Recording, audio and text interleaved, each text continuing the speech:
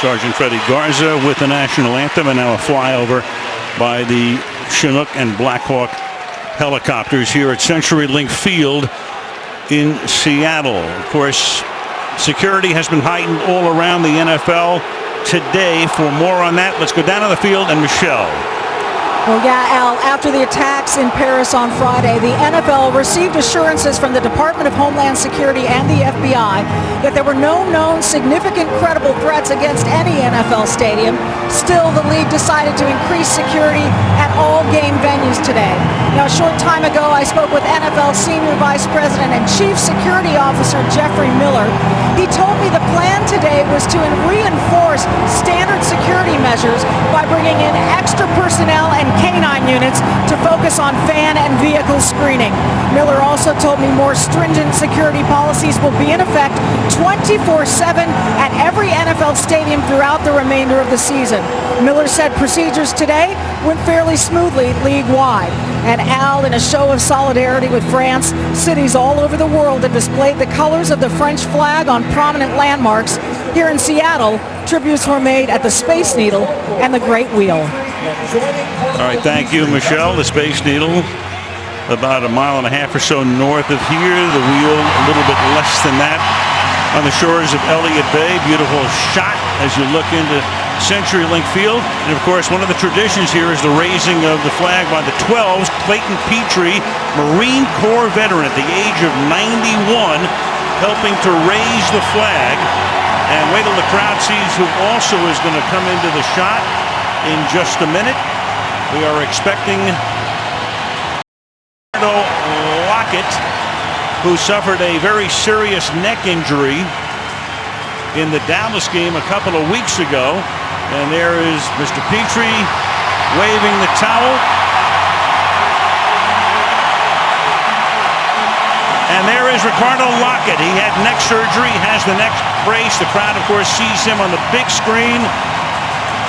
And it's great to see him. He was at the Seahawks facility the other day. The players all rally around him, and it was a very frightening moment in Dallas, but here he is 2 weeks later, getting the crowd all revved up.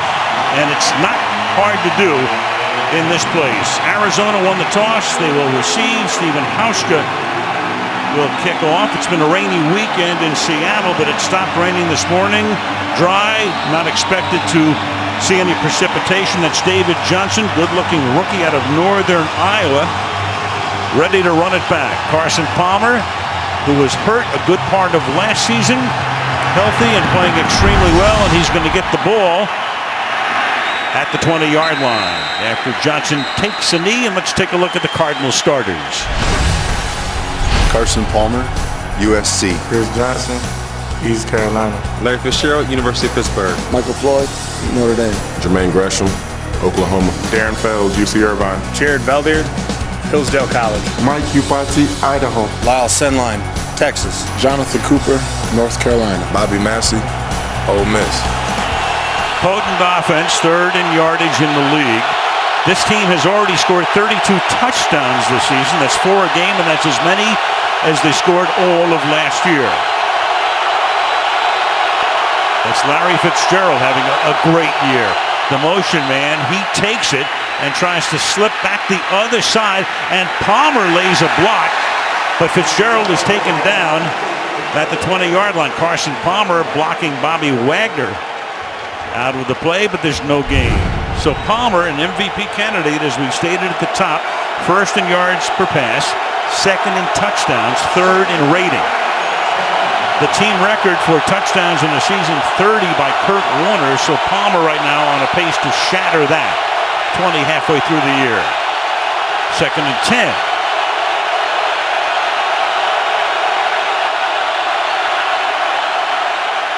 And here is Chris Johnson. He slides to the outside, skirts a tackle, takes it to the 23. The former Tennessee Titan who spent last year with the New York Jets was released and signed by Arizona in August. Not very many times do you talk about a wide receiver blocks someone that is going to be such a significant part of this game. Cam Chancellor, the enforcer for the run game for Seattle, and it will be a wide receiver, Larry Fitzgerald, who throughout much of the night will have that assignment.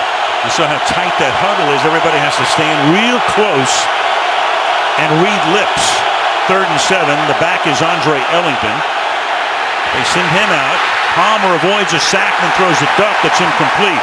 Bruce Irvin came in from his outside linebacker spot. So Arizona begins with a 3 and out. And he also beat the very best that Arizona has, Jared Valdir, the left tackle. And he has to be able to hold up right here because they're going to have to help these other offensive linemen. But when you get in those 3rd down and long situations, you better buck up, Carson Palmer, because the big guys are coming. Drew Butler is the Arizona punter, and Tyler Lockett having a terrific rookie season. Great run back man. They also use him a lot at wide receiver. And the rookie from Kansas State makes a fair catch at the 33-yard line.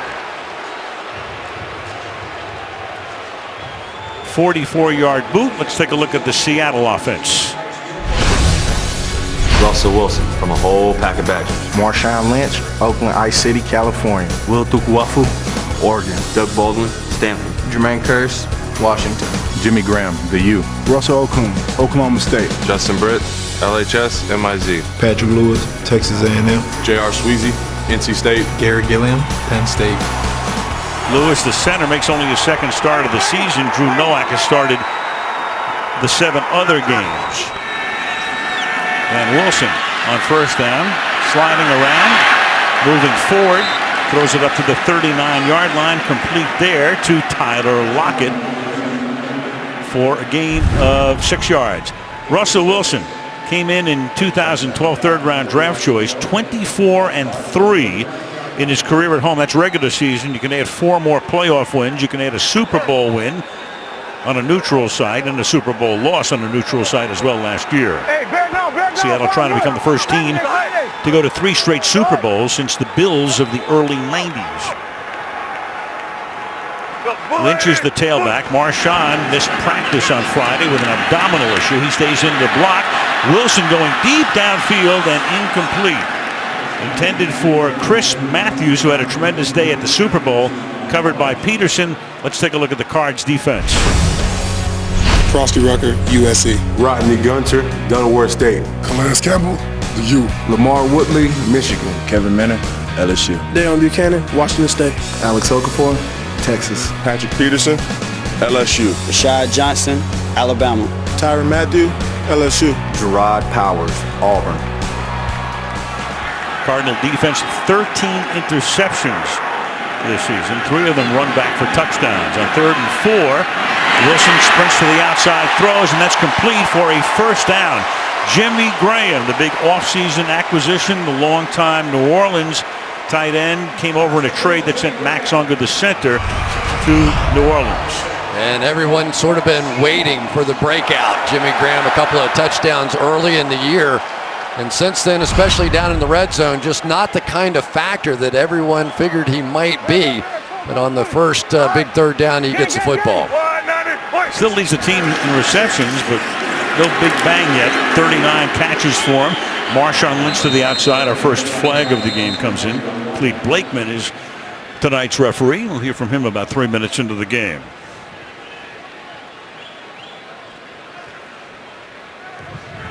Personal foul, grabbing the face mask. Offense, number 79, 15-yard penalty, replay 1st down. And that would be the right tackle, Gary Gilliam. Pete Carroll looking up at the board to see if he can spot whatever the infraction was. Right tackle right here.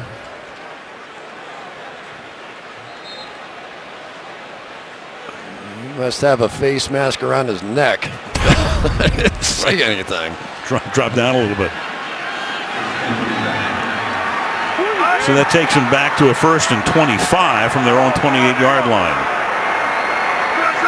Lynch flanks Wilson. And he fires over the middle. Does Russell out to the 37-yard line. That's caught by Doug Baldwin.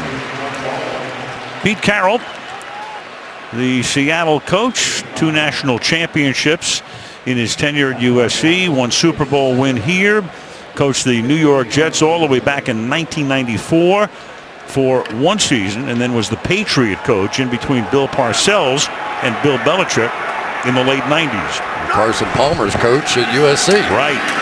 In his junior and senior years, as Marshawn Lynch takes the ball out to the 41.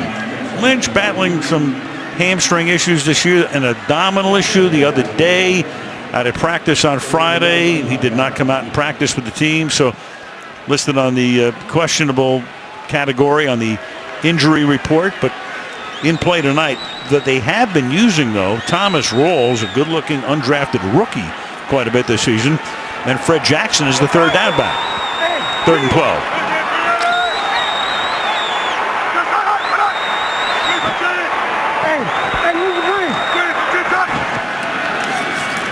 Four-man rush.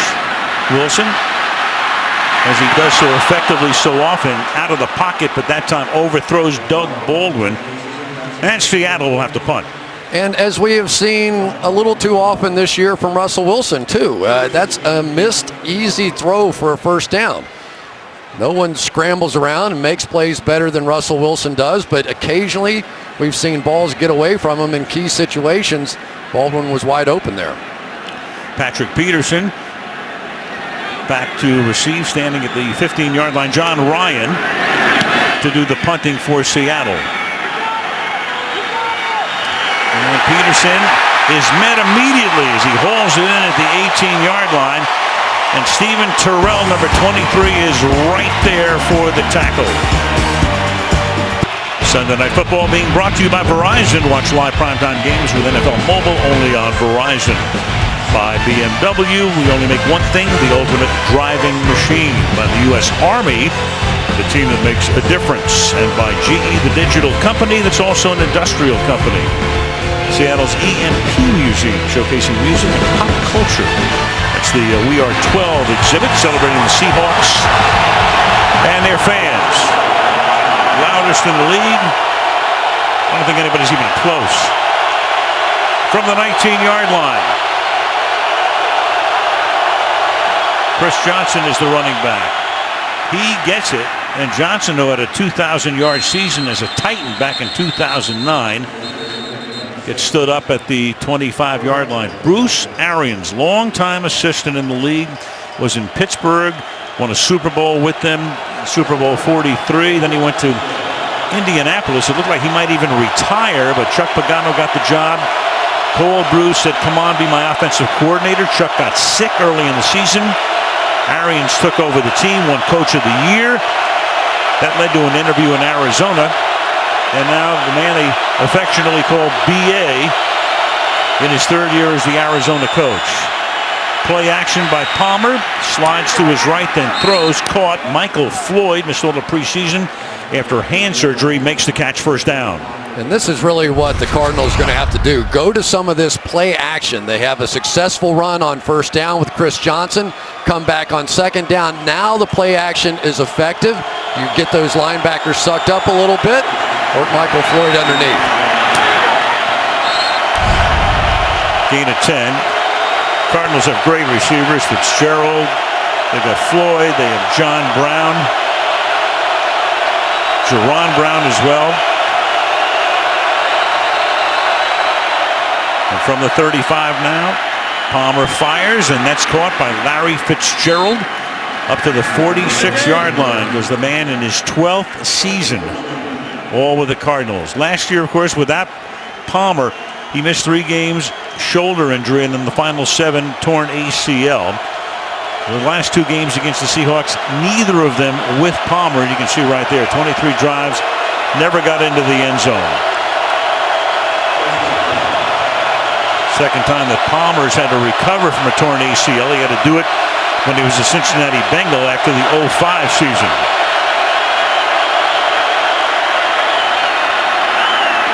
And over the left side for a gain of 3 goes Chris Johnson. Second down and 7. Looked like the left side of the Cardinal offensive line moved a little early. Let's see what we see over here. Maybe not. Just kind of a weird start to that play. It's good to see Chris Johnson back running. I went back last night and just started watching all of his runs. What a year he has had. The patience, a little like Le'Veon Bell, just a veteran guy who's seen it all and seems to be very, very comfortable in this offense. Second down and 7 from the 50-yard line. And Johnson to the outside. Tough to get around that Seattle defense. They are so fast. Cliff Averill out there. So you run east-west, as they say, sideline to sideline against Seattle. It's tough. And Bruce Arians saying last night, we got to go up the middle a bit more, but not there. Yeah, this is the stretch play. This is the one where all the offensive line pull out in front of the running back, and then he's supposed to cut it up inside wherever the hole is. But as a general rule against Seattle, if you try to run outside of them, you don't have a lot of success. So I think that is sort of setting the table a little bit out. They stretch them a little bit, but we're going to work them back inside tonight. Sooner or later, they go 5 wide here. Fitzgerald split wide to the left. Palmer has to step up, avoids the sack, throws. Fitzgerald makes the catch, and Larry Fitzgerald out of bounds at the 35-yard line. Accepting congratulations along the Arizona sideline. First down. Really nice job right up front by Jonathan Cooper, the right guard. He ended up being the key guy on this one that's going to allow Carson Palmer to step up under pressure. But it is something to watch this year with Carson Palmer, how much more confident he is. There's Cooper right there, number 61 on your screen. Just how much more confident he looks stepping up in that pocket, not thinking about that knee, bouncing back up in the pocket. It's been fun to watch. Andre Ellington is the back here, and here goes Ellington. And Ellington takes the ball to the 32. You go back to training camp with Arizona, they had Ellington, and they had David Johnson, a rookie, and Bruce Arians figured, well, I'll go with these two guys. Ellington will be my key guy, but then he hurt his hamstring, and you don't want to go with a rookie as your ace. And then Johnson became available. He was available anyway, and they looked around along with GM Steve Keim and said, we got to go get that guy. Pretty good idea. Ellington stays in on second down and 8 from the 33-yard line. Nice pocket, and then the pass is too high. That one intended for Jermaine Gresham, the tight end. It'll be third down and 8 for the Cards. Jermaine Gresham, a guy that has been coming back, had back surgery in the offseason, and boy, Carson Palmer was really high on him, a guy that just has sort of this dog attitude out there. He is tenacious blocking down the field. Here comes Bennett off the edge here, and Bobby Massey, and then it was Jonathan Cooper who came over, give him a little help, which was a fine idea. Third down and 8, and the Seahawks are going to take a timeout. 5:42 left in a scoreless opening quarter in Seattle. Don't miss a moment of Sunday Night Football for the rest of the season. You can do that with NBC Sports Live Extra. Take the game with you anywhere, laptop, tablet, or connected TV. Beautiful shot of downtown Seattle. Rainy weekend, but dry this afternoon, dry tonight. Temperature is 46 degrees. Third and 8 after the defense took a timeout. And Palmer has to just throw it into the ground. There was a flag before the snap. Clete Blakeman signaled that the play was dead. And that's a big one because that drives them outside of the traditional field goal range for Chandler Catanzaro. Offense, number 84. 5-yard penalty, still third down. Gresham. Catanzaro's long of his career is 51 yards. See if we can just the tiniest of flinch. And a bigger flinch from KJ Wright jumping up in the air to signal it. Yeah. More like a twitch, but it cost him 5. It's third and 13. Play clock down to 5. They go 5 wide. And Palmer is going to go for it all. And Fitzgerald with a flag thrown. Incomplete. Flag back upfield. Earl Thomas was covering on the play. That was a third and 13. Prior to the pass, holding defense, number 35. It's a 5-yard penalty, automatic first down. That's on Sheed. And a first and 10. Let's see if we can see him here, right here.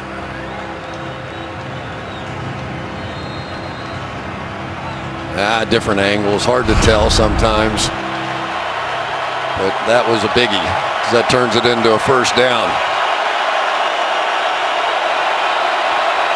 At the 33-yard line. You know, coaches study everything. So you look at officiating crews. And the other day, Carroll told us something interesting that came into play there. Chris Johnson to the 30. He said, you know, this officiating crew headed by Clete Blakeman, they've only called one defensive pass interference this season. But they've called a ton of defensive holding. Yeah, so hold them at the point of the ball instead. Right.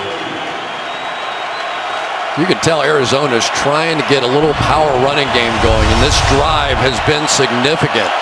So many teams just go three and out against Seattle, and yet they've been able to maintain control of it and let their defense rest a bit.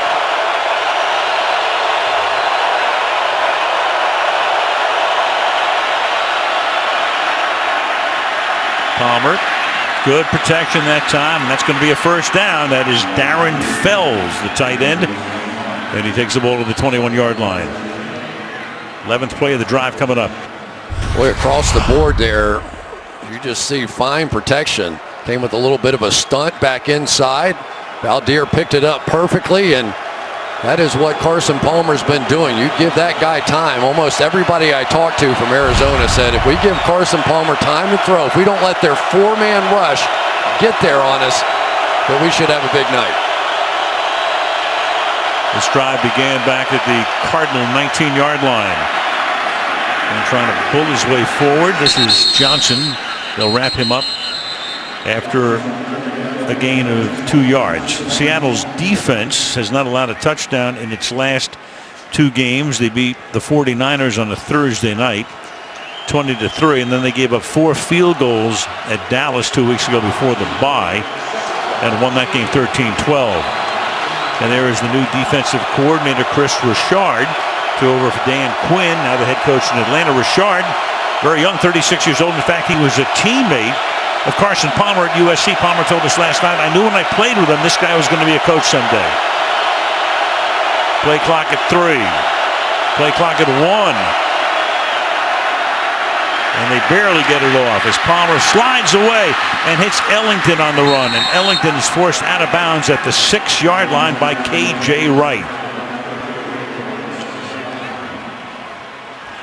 Well, they worked it all the way down on that one, but it is the second time now that we have seen Carson Palmer. You don't think of mobility in Carson Palmer, but his ability to step up. And really, Andre Ellington, number 38, could be a significant player in this game. Usually, if you're going to have some success with some of those option routes over the middle to a running back, and he is their primary receiving running back out of the backfield. He also comes into the game averaging 6.7 yards per carry. Chris Johnson in there now. It's first and goal. And that pass may have been flicked away. Larry Fitzgerald on a slant. Sherman covering on the play. That's a marquee matchup, second and goal. Oh, yeah. I asked whether or not they would stay away from Richard Sherman. Of course, we all know what he's been able to do against Arizona. But out here on the outside, best against best. And everyone said, no, we don't shy away from anybody. That's where our reads go. That's where we throw it. We don't care where he is. And so far, Sherman hasn't been chasing Fitzgerald across the field either. He's just been staying on his defensive left side. 14th play of the drive. Second down and goal. And it's caught on the run and then dropped out of bounds. It's incomplete. Chris Johnson, the receiver, but never had control. He was covered by the linebacker, Bruce Irvin. Crowd signals its pleasure with that play with a Bruce chant, and it's third down and goal. Yeah, Bruce Irvin's not really known for his coverage ability, and I think Bruce Arians there said, okay, you're going to play Irvin out there as a cover guy. We're going after him, but he played that one perfectly. Third and goal. They've had the ball for more than 7.5 minutes.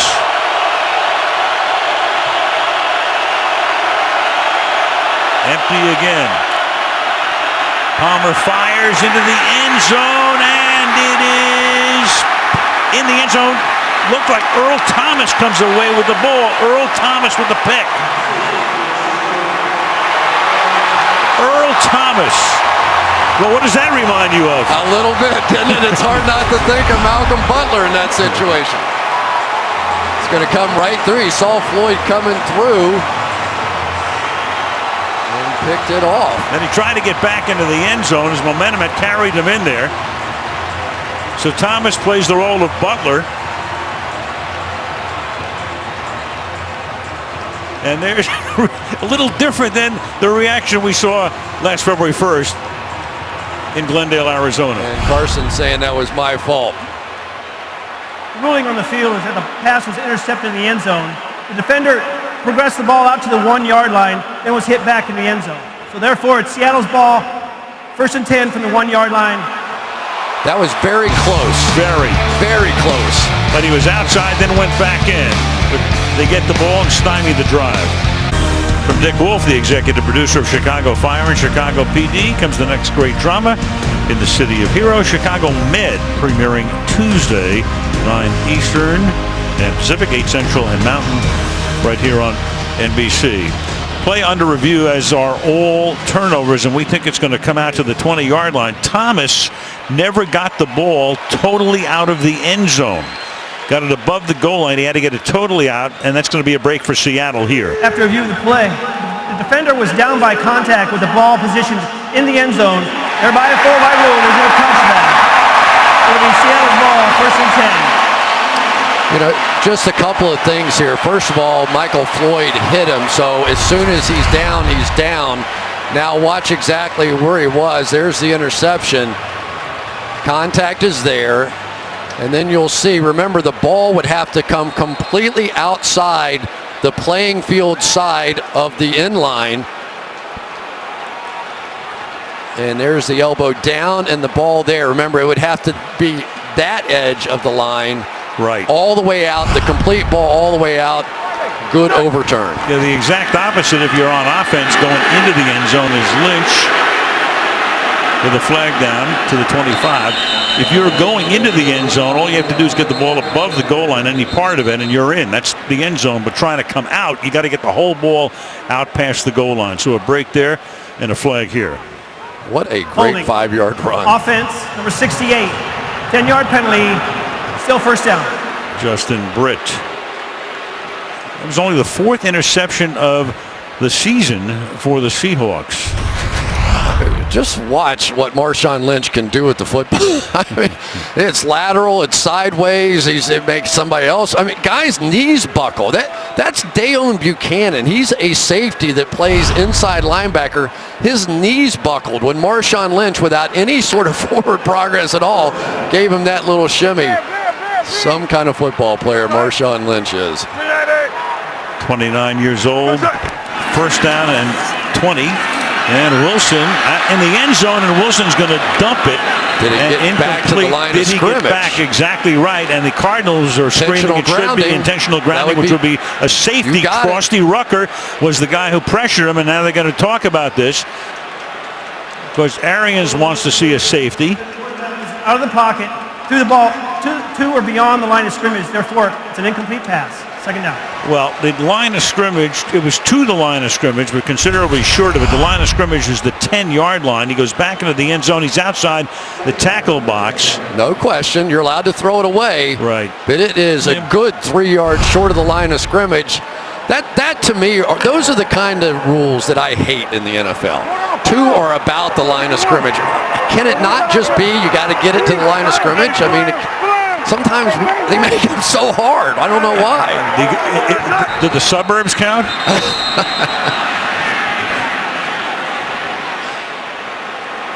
LA game. Offense. 5-yard penalty. 2nd down. Well, it's 2nd down, and that's going to make it 2nd down and 25. Yeah, and this is the kind of year it's been offensively for Darrell Bevell. You know, they've had key penalties. They have a sack every 8.5 passing plays, which is worst in the league. There have been questions along that offensive line. They've shuffled the center in and out. Drew Nowak has been the center. Patrick Lewis comes in and plays this one. So, you know, they just keep waiting for that game where everything sort of comes together for them, and it just hasn't so far. Yeah, Russell looked at the bye week as the beginning of the 2nd season. He said, okay, you know, we haven't played that well over the first 8 games. The record says that, 4-4. But most of the Seahawks considering this a new dawn. But tonight, as we stated at the top, a vital game for them to win if they want to have a realistic chance to win the division. Lynch trying to shed tacklers and fights his way out to the 15-yard line. 3rd down and long. Well, there just haven't been many people this size with this sort of lateral step ability.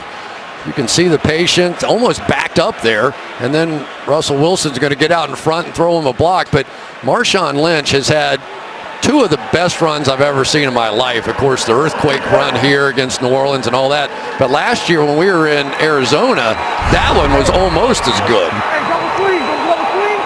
3rd and 15. Fred Jackson comes in, the former Buffalo Bill, picked up this season. He stays in the block, and Wilson somehow escapes, but not very far. And then the ball is loose at the 20-yard line, and the Cardinals are going to come up with it. Was it a forward pass is the question. It's one of those little flip forwards that we see out of Russell Wilson all the time. Incomplete. So he's gotten away with a couple here. In the end zone, he's able to get away without it being grounding, which would have been a safety. And here, he flips it forward to avoid the fumble. Here's a guy, a name you'll recognize, Dwight Freeney. Since he's been picked up about halfway through the season, he's had a major impact. Got around Gary Gilliam there. And then on the outside, Marcus Golden almost got there. Thought he did, not quite. John Ryan to punt. Patrick Peterson. This is a low line drive kick, but it's away from Peterson. Has to scoop it up on a hop and takes the ball to about the 45 of Seattle. So we have 55 seconds remaining in the first quarter. Cards with the ball. The game is scoreless. Carson Palmer came to the Cardinals in 2013. Since then, when he's been in the lineup, 22-8 with a 92.9 rating, which is good. Without him, 5-5, and they know what that looked like last year.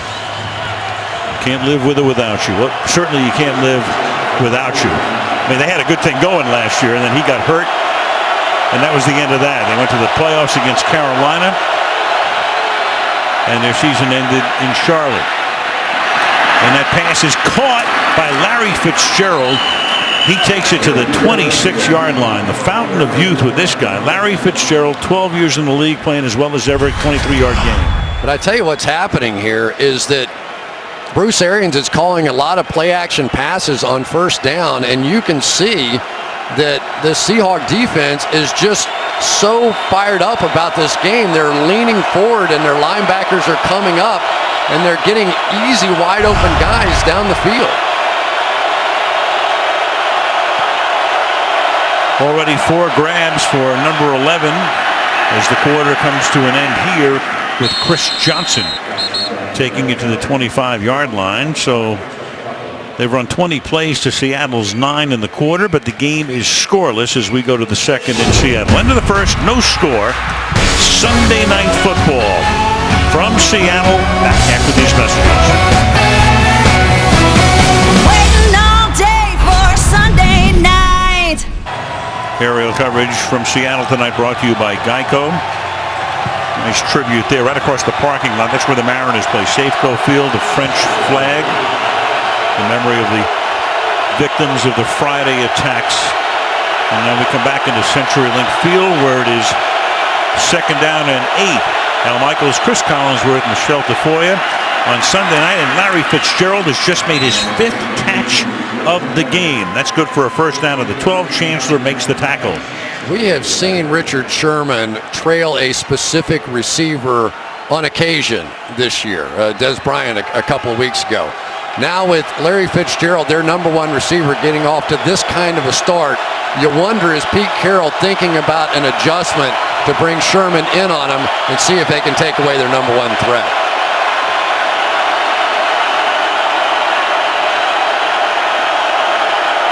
Palmer this time out of the pistol.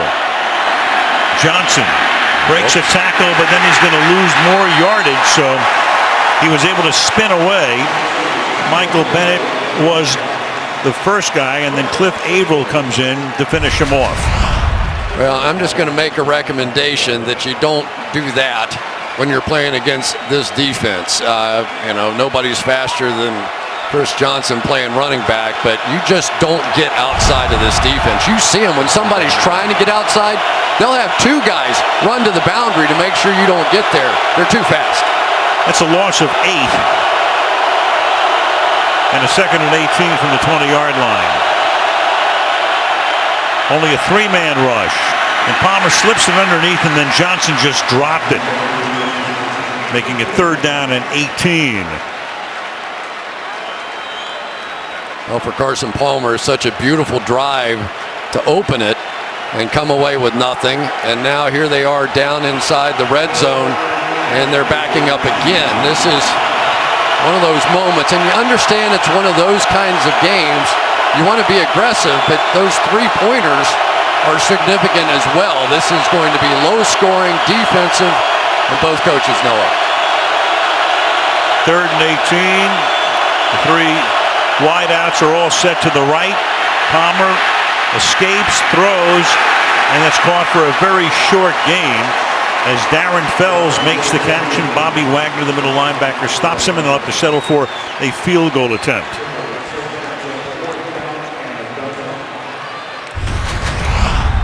So much activity when you get in those 3rd down and longs, and for Carson Palmer, he's done a nice job on the move here tonight. But both teams, we have seen them when they've made the big mistakes, when they've had the holding calls, when they've been taken back.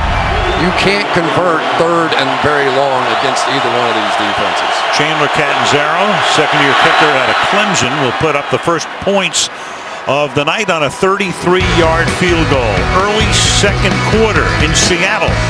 Cards up, 3-0. On this Sunday night, the Ides of November. There are the standings right now in the NFC West. Arizona 6-2, Seattle 4-4. So they're either a game back or 3 back with a loss to Seattle. St. Louis loses today, 4-5, and the 49ers have their bye week.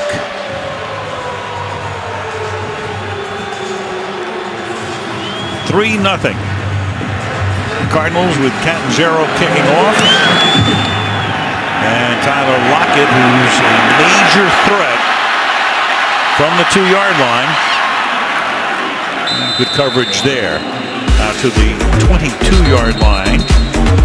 And back to work go the Seahawks. Tyrann Mathieu, one of the more unique players in the National Football League, and I think one of the best.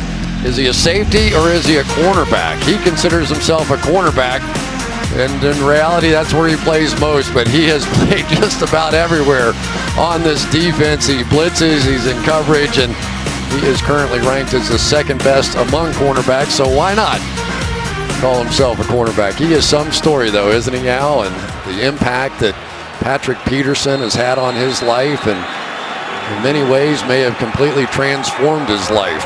His parents as well. Star-studded secondary. Got Rashad Johnson back there as well. Steady and solid at safety, and Lynch can't get out of the backfield as he gets taken down. Flag here.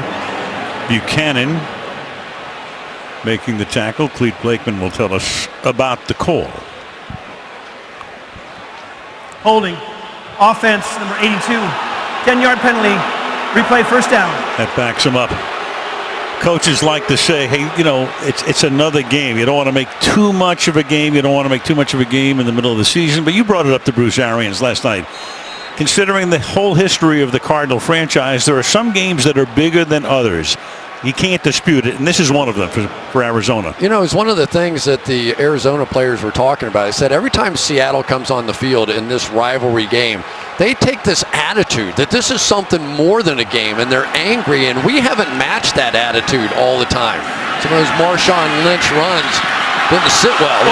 And then the ball is loose in the end zone, and Wilson's going to cover up, but this time it is a safety. So we had a near safety before.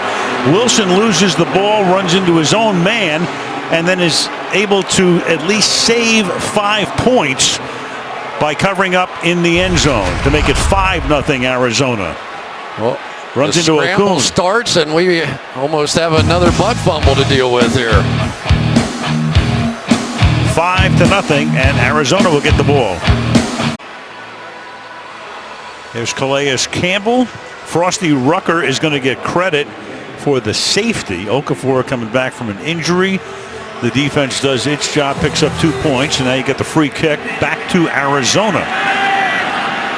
So the Cards will get it here. Patrick Peterson fields it at the 20-yard line and brings it back 21 yards to the 41, and back we go to the safety. Well, Alex Okafor is going to push Russell Okung back a little bit, but watch Russell Wilson just sort of almost seems oblivious to what's in front of him, holds the ball loosely, it gets out, and now here we go. As you go back through this season and 31, now 32 sacks, a good percentage of those you have to put on Russell Wilson.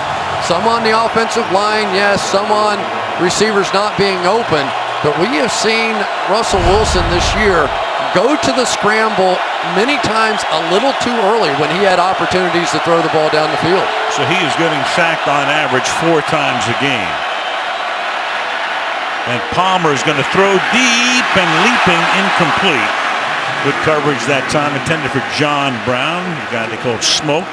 And you have Richard Sherman covering second down. Highest percentage of sacks, according to Pro Football Focus. So right there, so 4th most, and Ryan Fitzpatrick, that's a small sample size, but Tyrod Taylor, a scrambler, Blake Bortles, a young player. But Russell Wilson, you would not expect that higher percentage of sacks to be attributable to him. I know he's trying to make plays, but we talked to him the other day, and he even realizes I've got to hit that back foot and get the ball out and help my offensive line some. And Johnson's going to pick up a couple of yards here. So from 2nd and 10, we go to 3rd and 8. What's really interesting is we saw Richard Sherman almost come up with that interception. They don't have any interceptions from their cornerbacks this year. Earl Thomas just came up with his 3rd. Cam Chancellor has 1, but this great legion of boom and the corners and the way they played back there, and especially Richard Sherman, and especially him against Arizona, has 7 against them alone. None so far this year. Yeah, his last one would have been in the next to last game last year in Glendale, Arizona. 3rd and 8. Blitz coming. Good protection though that time, and the pass is incomplete, but a flag comes in, and that's Sherman covering Brown again. And then you can tell the way Richard's blinking that he knows it's him. Well, he grabbed the jersey at the separation point. I thought he was fine until the separation point. Then you could see, or I thought I saw him grab the jersey.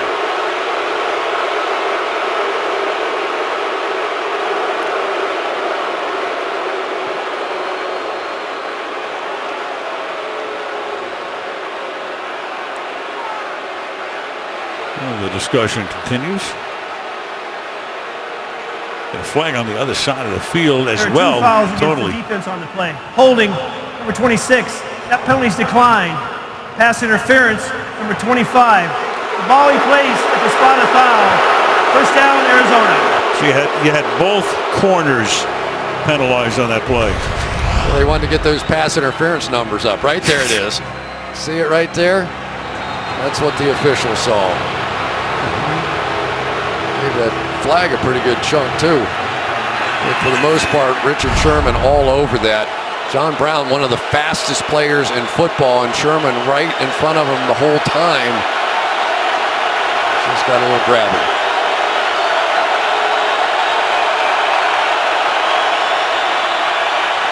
Deep drop. Bennett can't get to him. Slings it downfield. Flag is down, and that's Michael Floyd for the moment, who would set up a 1st and goal, but you have a flag down at the line of scrimmage back at the 48-yard line. That would be a 42-yard gain. However, everybody's coming back to midfield. It's a pretty good indication who it's Illegal on. formation. Offense. The lightest man covered up the inside receiver. Penalties 5 yards from the previous spot. Replay, first down.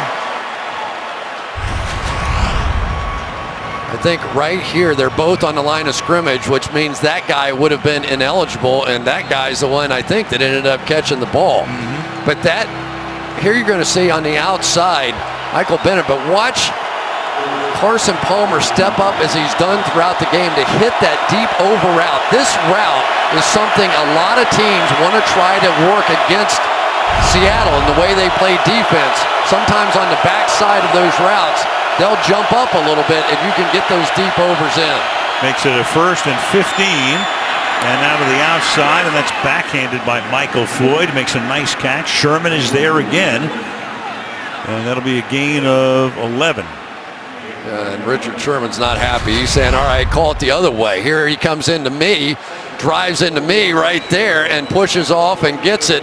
But generally, as a wide receiver, you're allowed to sort of lower that shoulder as long as you don't extend the arm. And then a nice catch by Michael Floyd. Seems like Arizona's had the ball the whole game. Well, they have. I mean, they've run 27 plays, and Seattle's run 10. Johnson to the outside. Found room, picks up the first down, takes it to the 36. So Johnson, spectacular seasons in Tennessee, and then he left there, went to New York, had a so-so year, and then he was in a car last March in Orlando, Florida, in a drive-by. He took a bullet in the shoulder. It is still in there. He recuperated during the offseason. The Jets did not exercise the option on the second year of his contract, so he was out there as a free agent and was out there until the middle of the preseason when Arizona picked him up. We called it a life-altering event, I guess. From the 36-yard line. And they, talk about, guys being too old at 30, but not Johnson and not Lynch at 29. Let's go to Michelle. Well, as you mentioned, that bullet in the shoulder put him on bed rest for 6 weeks. He lost 20 pounds. They left the bullet in the shoulder, as you said. He told me that doesn't bother him, but the bullet struck a nerve that left his right hand numb. He couldn't use it at all. He got his feeling back in early June, and that's when he's finally able to really start working out again, Al. All right, Michelle, as you look at Johnson, and that's Iupati down on the turf, Mike Iupati. Well, that's Mike Iupati, the guard, came over from San Francisco, 3-time Pro Bowler. Take a look at how this happened, but as a precaution, they will take him back. Larry Fitzgerald looking on. And here's what happens on the collision with Cam Chancellor. Right here on the end of the play, you see he just sort of drops his head, which everybody advises against, and that head and neck just compress back into the shoulder pads. Cam Chancellor, a safety, but a huge man delivering that blow, and of course big concern for anybody. We've been through this a little too much with both teams now. Of course, Ricardo Lockett against the Cowboys. Iupati, a big man, obviously, at 330 pounds. But as you said, Chris Chancellor, you get hit by him, he's 6'3" and 232. Well, and this is such a significant player on this football team. Back after this. Well, they are strapping Mike Iupati to the board. They've also taken his face mask off. We've seen him move his extremities. Chancellor wants to find out what he can. Obviously very concerned, as is everybody on both teams and everybody in this ballpark right now. Al, sometimes when you're blocking and something takes you by surprise, and it just looked like Chancellor kind of came around the corner and Iupati reacted and put his head down, and it's just an unfortunate part of this game.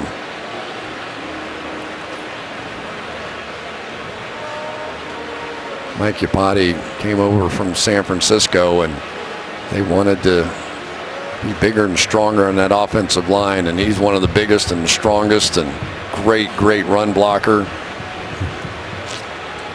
We wish him well. Yeah. And part of that offensive front with the 49ers when they went to the Super Bowl. Expected to have him around there for a long time, but another of the 49ers who has moved on. Mike missed the first 3 games this season with a knee injury, and his spot is going to be taken by Earl Watford. So it's amazing, Al. I've been on the field when some of this stuff happens, and it's immediately sobering. You know, as a football player, you have to get out there and you get these raw emotions, and it's hard to explain what you're like as a human being on the field, and then all of a sudden one of your guys or somebody on the other team goes down, and there's just this flash of reality that hits you. Well, let's just hope for the best. I mean, we've seen this too many times. Obviously, it happens a lot. And then every so often, you know, the report comes in, and obviously Michelle will be on top of this, and hopefully the initial indication is that things are a lot better than they look right now. They just don't take any chances. They are going to take every single precaution, as it should be. We hope he's fine. So we will get the report as quickly as we can on Mike Gipati. There is Earl Watford, 4th round pick. Played his college ball at James Madison. Started a couple of games at right tackle earlier in the season.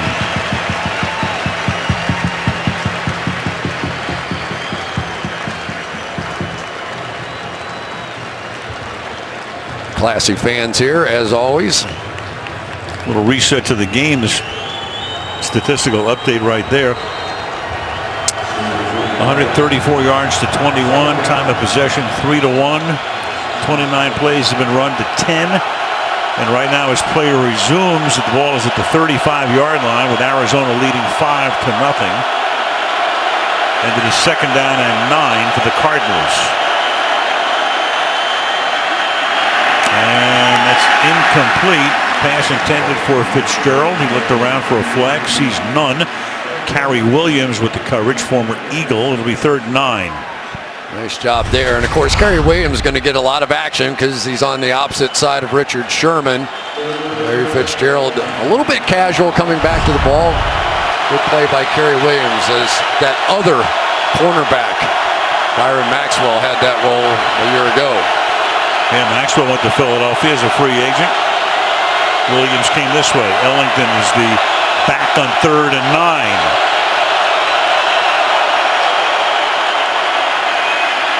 Palmer in the pocket, fires, and that'll be caught for a 1st down by Gresham. Former Bengal coming on, and Palmer saying that he's going to be more and more a part of this offense down the stretch. Well, Carson Palmer knew that every throw he was going to make was going to involve somebody being close or hitting him. That time going right through Jonathan Cooper was Michael Bennett. But it is the guy that Carson Palmer pointed out to us. We said, name somebody we should be talking about on your team. And he went right to Jermaine Gresham and the impact he's had. 1st down to the 23. Now they give it to Johnson.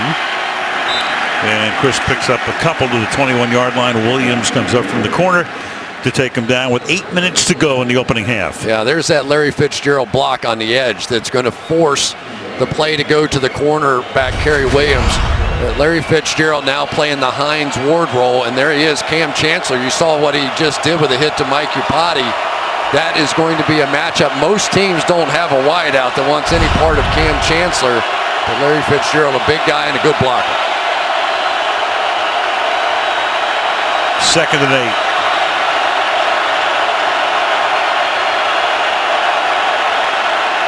Three-man rush, and that's enough to get him. Sacked at the 29-yard line. Rubin, who came over from Cleveland, gets the sack. Well, you could tell that Carson Palmer has a good vibe tonight going with Larry Fitzgerald. He looked that way, but Richard Sherman was all over the double move. And if you don't make someone initially open, then it is usually going to result in a sack. Carson Palmer knew at times tonight he was just going to have to take sacks. It's a part of playing Seattle, and it's a part of playing them here. And the sack by Italian Rubin makes it 3rd and 14. Palmer with a deep drop, going to the end zone, and it is caught by Floyd. Michael Floyd for the touchdown. Was he in? That's the question. But for Richard Sherman, that was a blown coverage by him. 27 yards if it stands. Let's see. Michael Floyd, you got one heel toe. It has to get all the way down. The other heel toe, I think that you're going to get credit for it. Gets both feet in, has control from what we can tell. We'll look at control now from this angle. Has it. And that was a 3rd and 14. One. So upon first glance, it looks like it will stand. 2. And out. And then out. And just remember, if that heel, even though the toe was in, if the heel had come down on the line, it would have been incomplete. Nice job by Michael Floyd realizing that. Already confirmed. Extra point by Catanzaro is good. So after the safety, they get the ball. And they go 59 yards in 10 plays, 6:41 to go. And Arizona leads 12-0. Sunday Night Football being brought to you by Subway, the legendary sweet onion chicken teriyaki. Subway, eat fresh. By the 2016 Lexus LS and new LX polished meets purposeful. By USAA, join us at SaluteTheService.com. And by Bud Light, make the right call, drink responsibly. That is fabled setting here in Seattle. Dale Chihuly's famous glass sculptures on display at the base of the Seattle Space Needle. Dancing going on the Arizona sideline.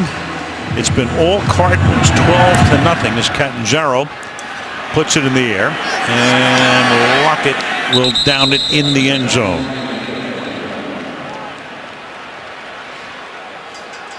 All right, let's go back to the touchdown. I'll show you Richard Sherman's mistake. You're going to get this and a go route down the sideline, and there's Richard Sherman. Watch him flinch on this deep out here. He thinks he's going to get an interception, and it happens so much, Al. Your team's going bad. You don't have an interception. You want to make a play, and you just don't do your job. How many times you hear Bill Belichick say, do your job? And that's exactly case in point right there. And as Bill likes to say, the adverb is do your job well. At the 20-yard line. Rolling is Wilson. And running out of room, flag is down. Secondary doing its job for Arizona. And holding, offense, number 88. 10-yard penalty, replay, first down. Jimmy Graham, go to Michelle.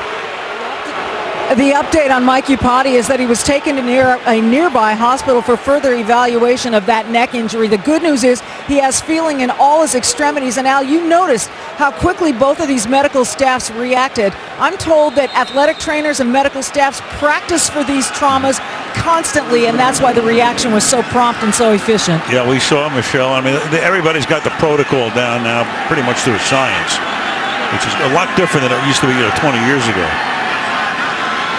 And they take the guy off the field in a cart. He couldn't even fit into half the time. And that's incomplete. Coming in to break that up, and a pass intended for Kearse is Gerard Powers. Going back to Sherman, Chris, you were talking about how funny it is. I mean, a year and a half ago, Sherman was getting bored because nobody was coming his way. Now they're coming his way a lot. Yeah, he hasn't had quite the year overall that he's had in the past, but he is the guy that has been asked to do more. He has been asked to move around. He's been asked to follow different receivers this year, and it started in training camp. But I know he's frustrated, and you can see because he doesn't make plays like that. And well, beast mode can go nowhere, and you got a quintet, in fact, 5 white shirts who wrap them up. And this is a Cardinals team that has heard it all too much when they've come in here, that this crowd has been borderline unbearable. They have been able to change games. And they all talked about that whole bully thing. We want to be the bully. We're tired of getting bullied. And Bruce Arians said, well, go do something about it. So far they have. And so Josh Morrow, part of the group that tackled him that time, basically giving it to the fans. 3rd down and 18 now. Play clock at 3. And Wilson that time, good protection, and that is broken up. You had 3 guys, including Matthew, around the intended receiver, and it'll be 4th down and 18. You better be careful with the old honey badger. He was coming across in man coverage right over here, and he's going to undercut this thing. And this is not what Seattle does well. They are not a third down and long passing team.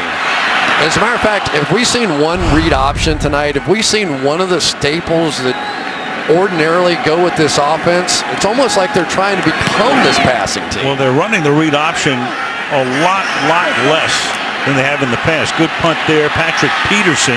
Look out. Around the corner. Dangerous. Good run back, and he steps out of bounds at the 45-yard line of Seattle. So that punt was 57 yards, 24-yard run back. Seattle defense, fewest points allowed, 12, 13, and 14. The Legion of Boom, we talked about them, and of course you've heard a lot about them and know a lot about them if you follow football, through the years, but fascinatingly, no interceptions by a cornerback this season. Cam Chancellor held out for the first 2 weeks of the season. Those were 2 losses. He's come back. Sherman, of course, has been an all-pro, but they're going his way a lot tonight. 8 times they have worked in his direction. And now Arizona starts on the plus side of the field at the 45 of Seattle. Palmer off his back foot throws, and that will be a 6-yard gain for Darren Fells. Not quite the noise level in here right now. There was when we started that opening camera anyway. I'll say. Oh boy, and another player down now. Very, very different. And that would be Frank Clark. He's a good-looking rookie. Yeah. I'll say that for him. He is a hustling defensive lineman. Picked him in the 2nd round out of Michigan. So Clark, who works behind Michael Bennett at defensive end, will get some assistance going to the sideline.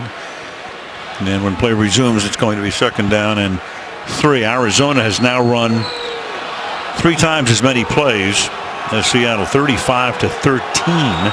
Pretty close to 3 times as much. Frustrating year so far for Russell Wilson. I'm sure Marshawn Lynch as well, and all the guys in this offense. They had been on such a roll through those playoffs, and they're all trying to figure it out right now. Although I will say for Marshawn Lynch, it would have been very easy for him after that interception in the Super Bowl to go public with how he probably felt about not getting the ball. He walked out and had a simple phrase: team game, bro. And that was about as perfect an answer as Pete Carroll could have hoped for. Kept this team together somehow. 2nd and 3. And Johnson cuts it back and is close to a 1st down at the 35-yard line. And that will be a 1st down. For Chris Johnson, go back to that, still having that bullet in his shoulder, and he was telling us that if he had not been texting, one of the few times that texting came into play as an advantage, he was leaning forward texting. He said, I'm not sure I'd be here today if I had not been leaning forward in that situation. Hit him in the shoulder, and it saved his life. He was a passenger in the car as the driver died. From the 35-yard line, Palmer deep down the sideline, and reaching for it is Floyd. Is he in? We're saying yes. Michael Floyd holds on and is out of bounds, though spotted at the 1-yard line. Great catch. Gets his feet down, and it's a 34-yard catch. Of course, Carroll wants to take a look at this and see if he wants to challenge it.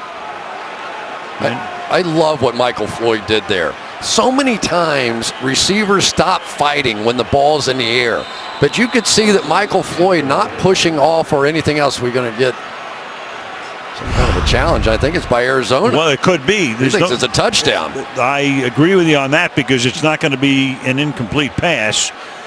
That's already been determined. Now, does Bruce Arians want to contend? Arizona is challenging the ruling on the field that the receiver was short of the goal line. Right, they rule on the field he's short of the goal line, but they're going to look at that on replay. That and it looks like it's a touchdown. Sure does. So if Arians wins the challenge, they'll add the touchdown. Boy, how hot has Michael Floyd been? Already 4 straight games with a touchdown, maybe 5. 4 grabs tonight. I think Arians wins this challenge. It looks like he gets into the end zone. Ball crossing the plane, both feet in bounds. And for Michael Floyd, who missed all of preseason, he had hand surgery. That would be his fifth touchdown. He's second of the game and fifth of the season. Yeah, he came back from those 3 dislocated fingers. Wasn't doing much early in the season, but has been very hot as of late. And that's one of the problems that you have when you play this Arizona team. A lot of depth at running back, a lot of depth at wide receiver. There's nobody you can, in a Belichickian sort of a way, take away and win the game.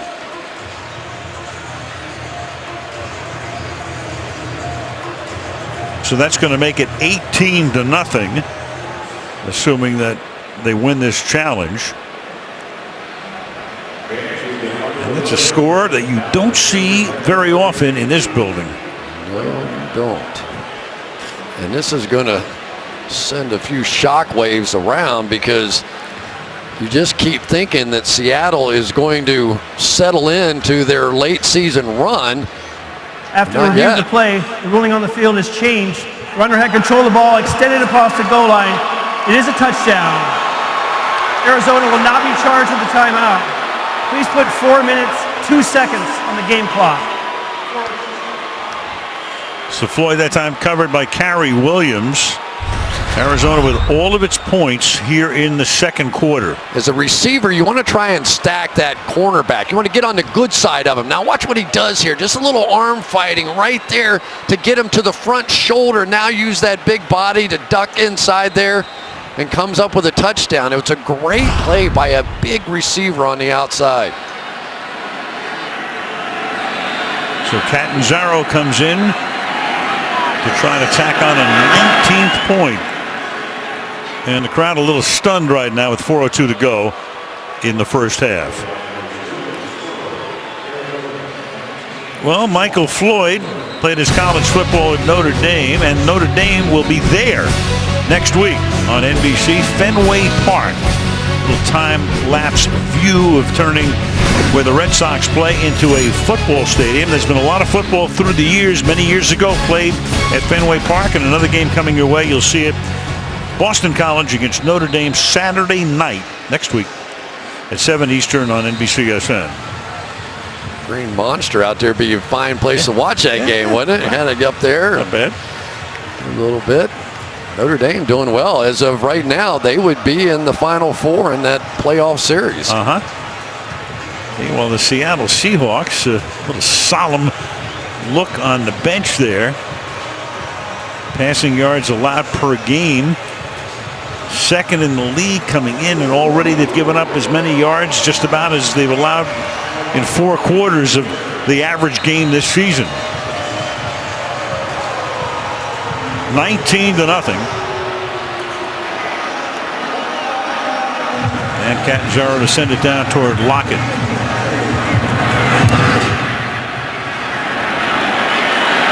Kicks it away from him and into the end zone. Well, one of the stories of this season has been the play of Patrick Peterson and his comeback. Type 2 diabetes. They didn't really know what was wrong with him last year. They only knew that he didn't look the same. He didn't look like he was in shape, and he got the blood sugar under control. And this entire season now, we have seen him back to that Pro Bowl one-on-one, bump and run, in-your-face kind of coverage. And what a difference he's made. He is very much the mentor for Tyrann Mathieu. Dynamic personality on this team and very much the leader of this defense. 5th overall pick in the draft back in 11 out of LSU. He's made the Pro Bowl every season. Wilson fires, and that's caught and then spun down. Baldwin gaining 9. 2nd and 1. Here's Michelle. Picking up on Patrick Peterson, you know, he gained almost 20 unwanted pounds last season. His energy level was low, his mind was cloudy, diagnosed with type 2 diabetes, which is reversible, and as you said, Chris, he made adjustments and reversed it. Now Michelle on 2nd and 1, the handoff goes to Marshawn Lynch. He gets to the 34. Let's take a look at that weight difference from Patrick last year to this year. Well, you can just see it in his face, right? The cheeks, a little bit in the belly there as well. There's You can just see the lean muscle mass and the definition, the one on the right. He's just back to being the athlete that we had all seen for the first 3 years. And the Seahawks going no huddle, and Wilson's going to pack it in, take off, and get the first down before he steps out of bounds.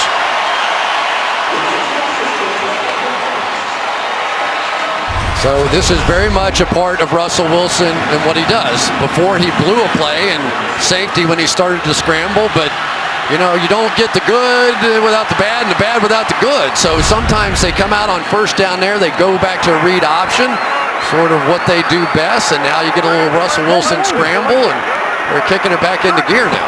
Going no huddle, only the third first down, and now Wilson's going deep, and that's caught on the run, and that is Paul Richardson, who's been injured, comes off the injury list, makes his first start of the season tonight with Ricardo Lockett going on IR, gets free down the sideline, gain of 42.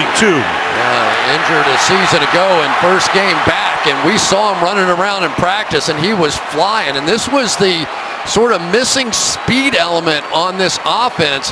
But isn't it funny, Al, that you see him start to you get a good Marshawn Lynch, you get a good scramble from Russell Wilson, now everything's starting to work. Ticking down to 2 minutes to go, and Wilson fires over the middle, and that's caught.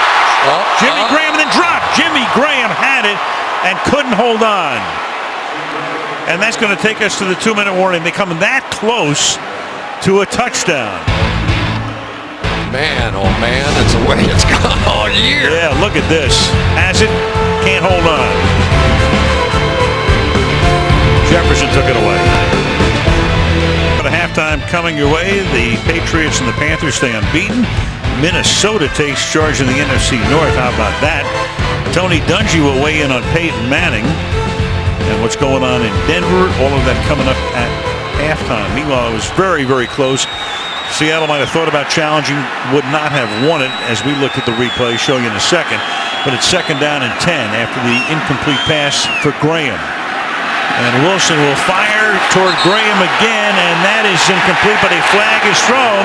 Tyrann Mathieu will get flagged for interference. So they go Graham's way again, and that's going to move it close to the goal line. Defense, number 32. The ball he placed at the 1-yard line. First down, Seattle. Well, this is a physical mismatch. A smallish corner against 6'7" on the other side. Now his head is not turned around. I think if his head had been around, maybe he gets away with it, but turned around that way just kept Jimmy Graham from the ball, and I think that was a good call. Give away about 10 inches on that matchup. Tukuafu is the fullback. Lynch is the running back. On a 1st and goal, and you give it to the fullback Tukuafu, and he will take it into the end zone. So they go 80 yards, 6 plays, 3 runs, 3 passes, almost get the touchdown to Graham. Get the pass interference call, then take it in. And Seattle gets on the board for the first time in the game late in the first half. Here's why you want to bring Justin Britt inside from tackle. Watch this block. Anytime you get an offensive lineman takes his guy and just drives him 4 or 5 yards back into the end zone. That was Rodney Gunter, the rookie. That was a big-time block right there. Former Missouri wrestling champ with a takedown. Legal one. Yeah, kind of legal. Tukuafu's been in the league for 6 years. He's a blocking back. It's only the 2nd time he's ever carried the ball. And he gets his first touchdown. Corey Redding hobbling off. We saw Tom Cable, the offensive line coach. So Redding needs assistance getting to the bench. Seattle needed a drive like that because they'd shown nothing to that point. And they pick up 5 first downs on the drive. And they did it the way they used to look on offense. Marshawn Lynch, Russell Wilson with a run. Now take a shot to your new weapon, Jimmy Graham. So Hauschka now for the extra point. And with 1 minute and 52 seconds remaining in the opening half, Arizona leads 19-7. Replay every game and listen live on game day with NFL Game Pass, now at a special price. Visit NFL.com/Game Pass to start your free trial. Hawk House. Everything's a hawk something around here. Yeah. They love this football team. This is a team that has had a lead in the last 56 games.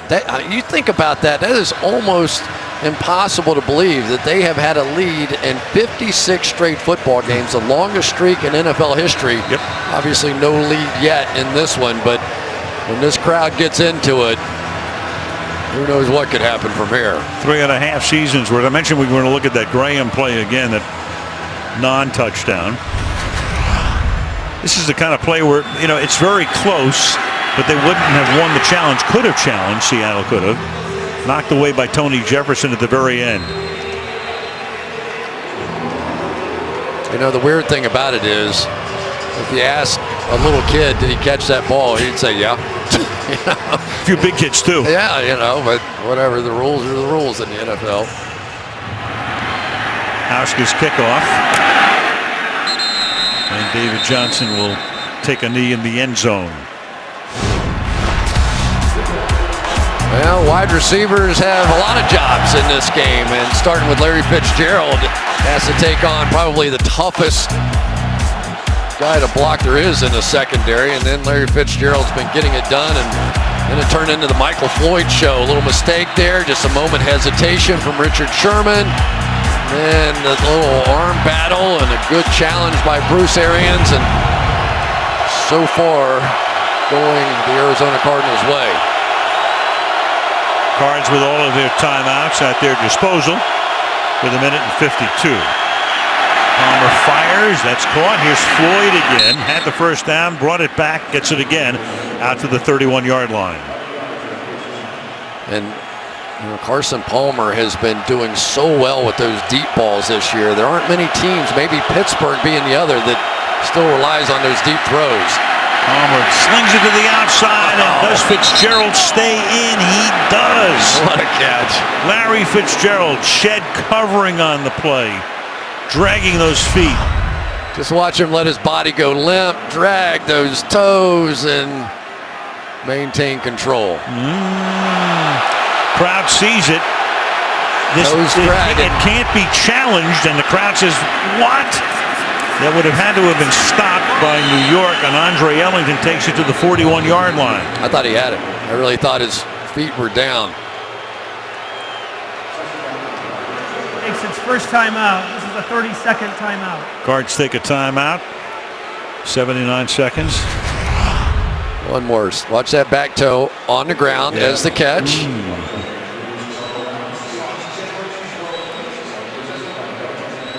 Toe down, other toe. Well, the other toe was still on the ground. Yeah, right.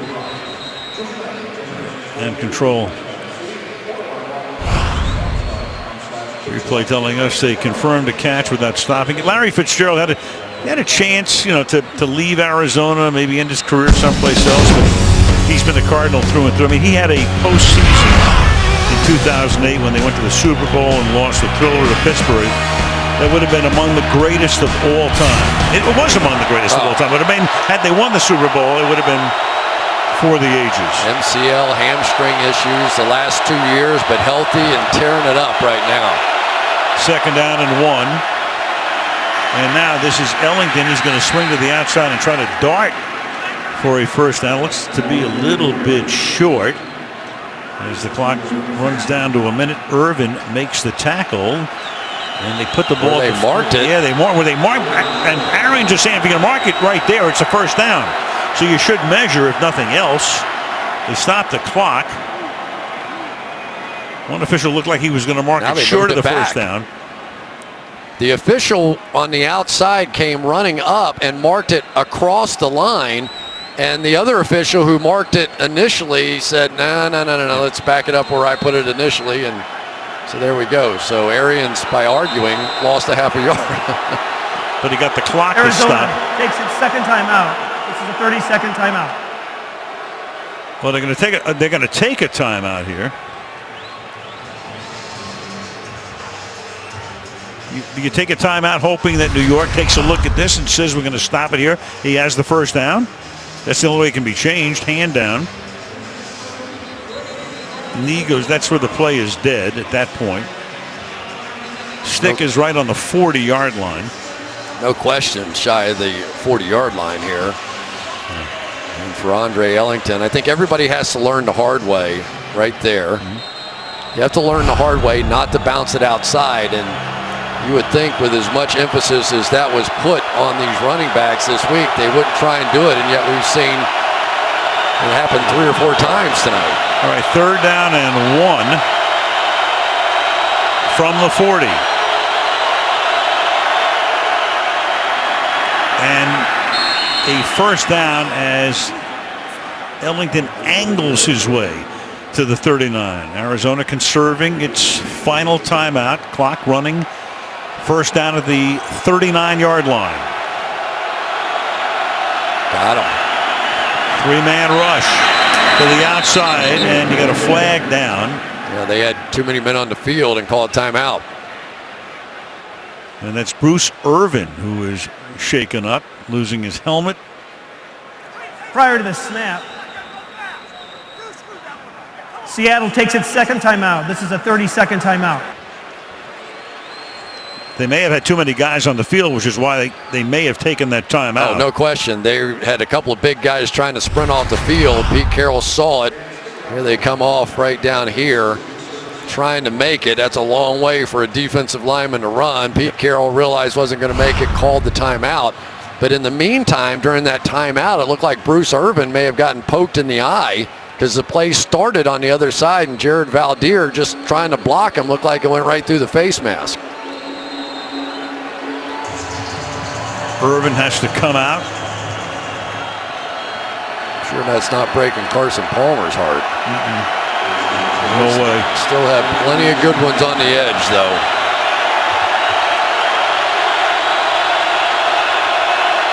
Michael Bennett inside.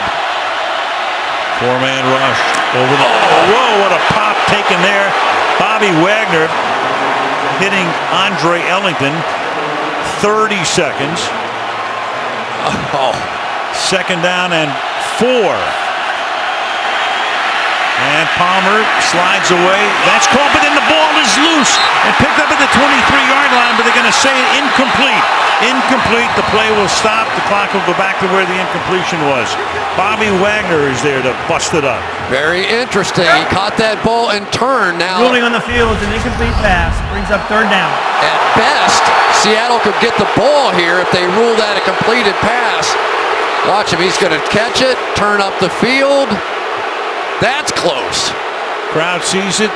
They want to see it reviewed. Of course, they look at it in New York. It's inside 2 minutes. There are no challenges. Oh, baby. Here it is in real time, the way the officials see it. And now, I assume, well, now you got a timeout taken by Seattle. He wanted to give him a little bit longer to look at that final one. Timeout. This is a 30-second timeout. What Pete is saying basically is, hey, Gotham, check this out. Send up the bat signal there. Right. And because it is a point play. They are in field goal range right now. And neither one of these coaches too happy with these officials. And the reason is because nobody knows what the rules are here. There's no definitive rule that says you get 2 feet down, whatever it is, something definitive has to come out of this offseason for what is a catch and not a catch. Well, now we're learning that New York called the timeout and not Seattle. So New York wants to look at it. They are looking at it, which would give Seattle its timeout back. Wagner sees the replay. I mean, everything is parched like crazy here. So New York stopped it, but they are going to allow the play to stand as called on the field, and it's 3rd down and 4. Everything's in McGill. And now this play is stopped. Prior to the snap, I was notified that the previous play is under review. Wow. You see, I had a feeling New York had stopped it. Seattle didn't have to take the timeout. Believe me, the officials are in favor of definitive rules too. Right. Let's not dump this on the officials. At some point at the end of this year, there has to be something definitive that comes out of these rules of what is a catch and not a catch. Good 2 luck. feet down, 3 feet down, I don't care what it is, but let's make a rule. 1, 2, did he get the third one down? So there's some rule that we can come up with. And I think the fear is they don't want to have all these sort of catch, non-catch turned into fumbles, but at the same time, it's impossible to officiate right now. Correct. I mean, they got to parse everything anyway. I mean, it's not as if the competition committee hasn't looked at this year after year after year to try to simplify it. They're not blind to it.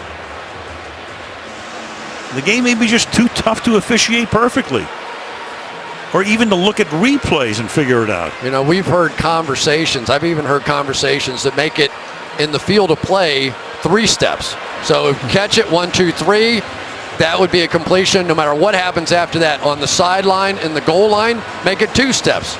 You have 2 steps inbounds with possession of the ball, like a Jimmy Graham play, touchdown. At least there's some definitive line drawn as to what is a catch and not a catch. But whatever it is, and I don't care what it is, they just have to come up with something definitive. We were told that the communication from the replay to the officials on the field, that communication had failed. That's the reason you had the complexity of Seattle getting a timeout, not getting a timeout, New York stopping it. Officials don't know it until after the snap. So we'll see what happens. Where are we? What town are we in right now? I don't know. Subjective to objective. That's what needs to happen this offseason.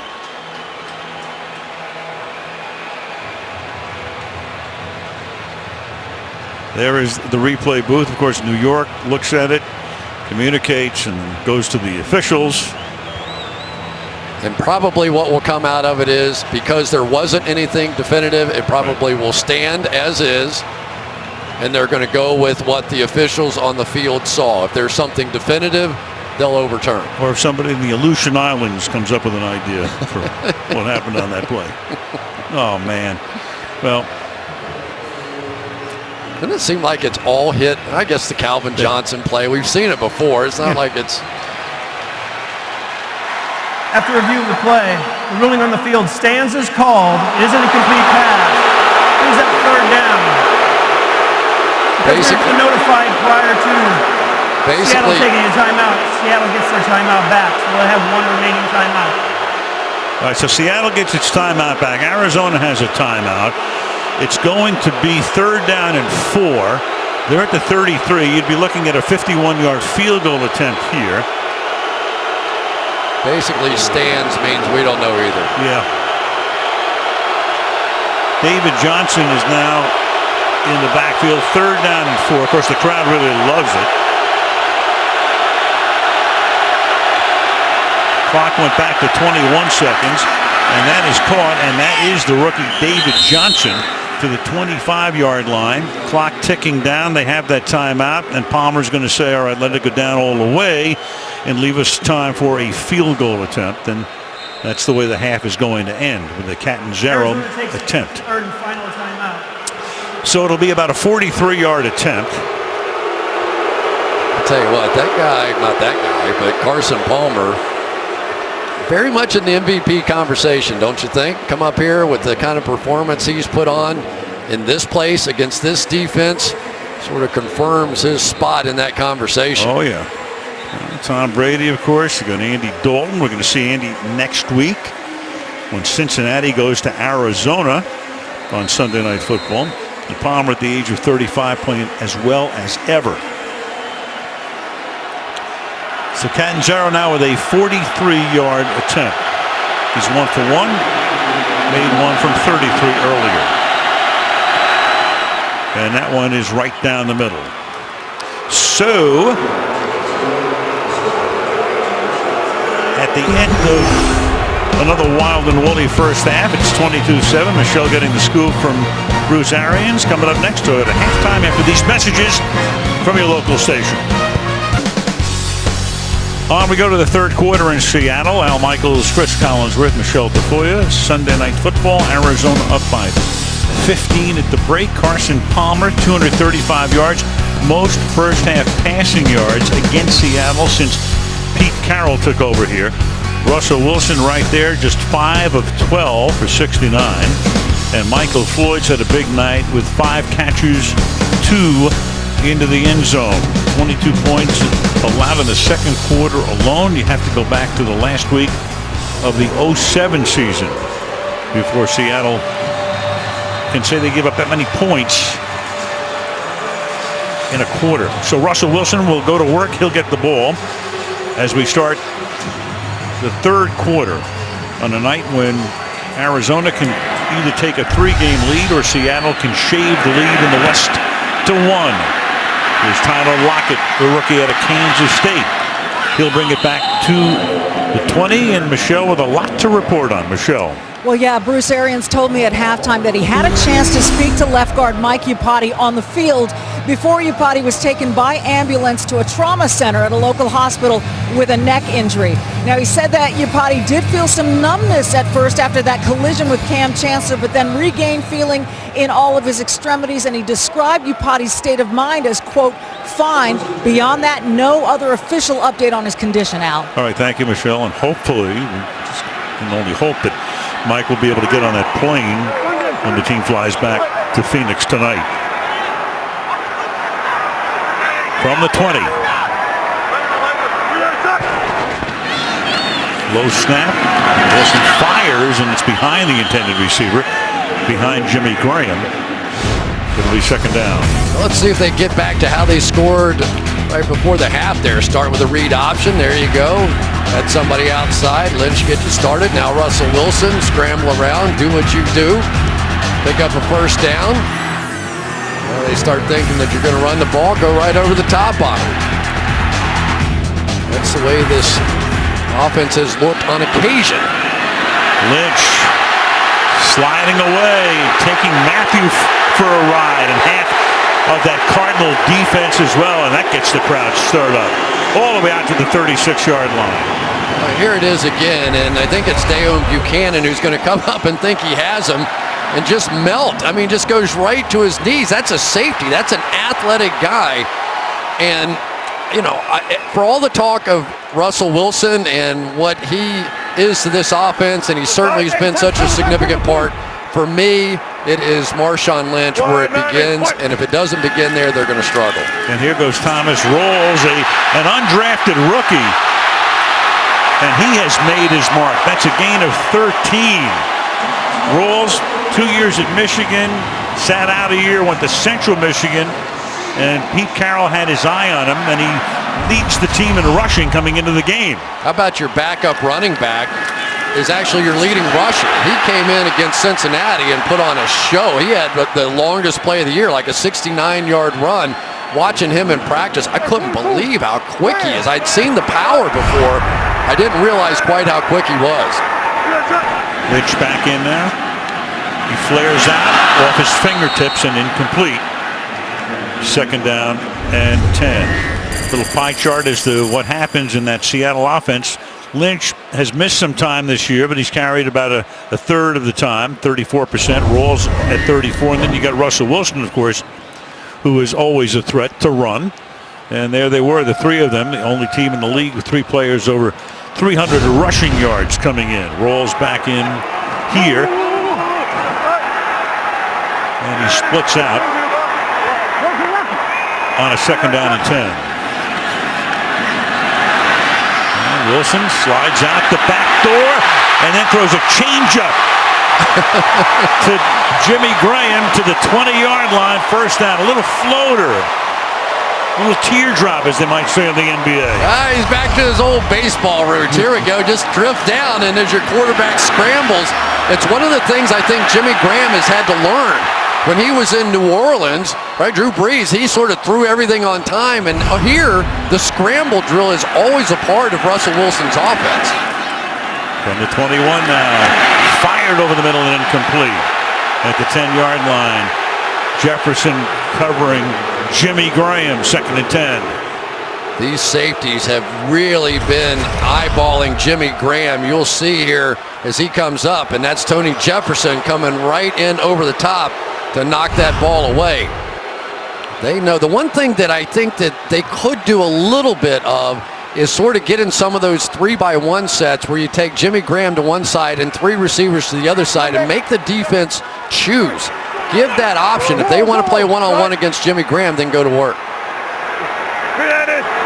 Now Graham coming in motion, slot right, fake to Lynch. He stays in the block. There goes Wilson at the back door again, but not very far. Taken down at the 21-yard line. Buchanan on the tackle. It's going to set up a 3rd down and 9 for the Seahawks. Yeah, but you know, again, and I don't want to get into questioning play calling. I've done that enough in my lifetime. But, you know, when they get the running game going, it seems like plays happen. And then, you know, Russell Wilson gets out and he makes a play. But on 1st and 2nd down, you go pass, and now you're looking at 3rd and 10 here. You're just trying to get a job as an OC, aren't you? Not want. No. 3rd and 10 from the 21.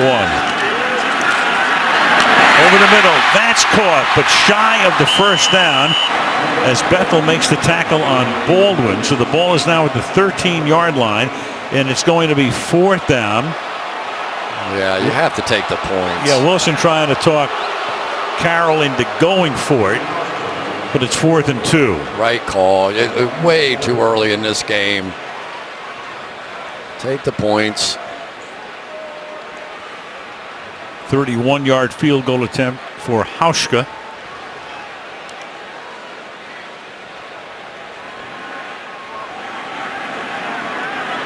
The opening drive of the 2nd half, and Hauschka trying to make it a 12-point game.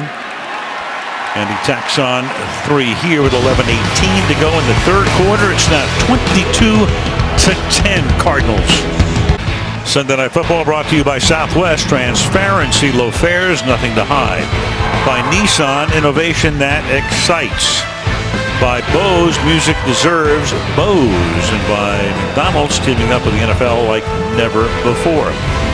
Lake Stevens Vikings defeated Issaquah Friday to advance to the Class 4A quarterfinals. First time since 2011. State of football display here, featuring all of the high schools around the state, probably including the Port Angeles Rough Riders. My man George Hill, a statistician of great renown, follows that club very closely.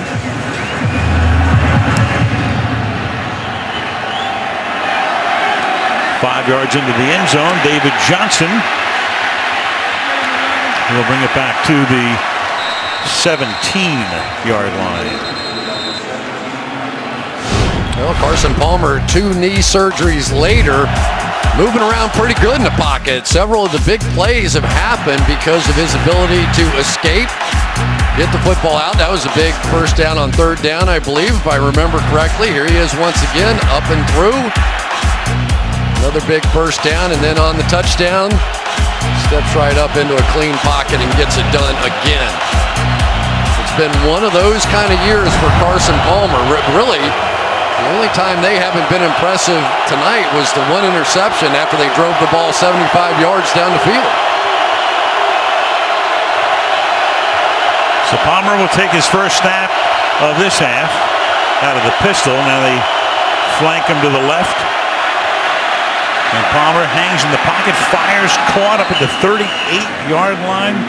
Larry Fitzgerald. Earl Thomas makes the tackle. Gain of 21. Larry can start working on his Canton speech any day.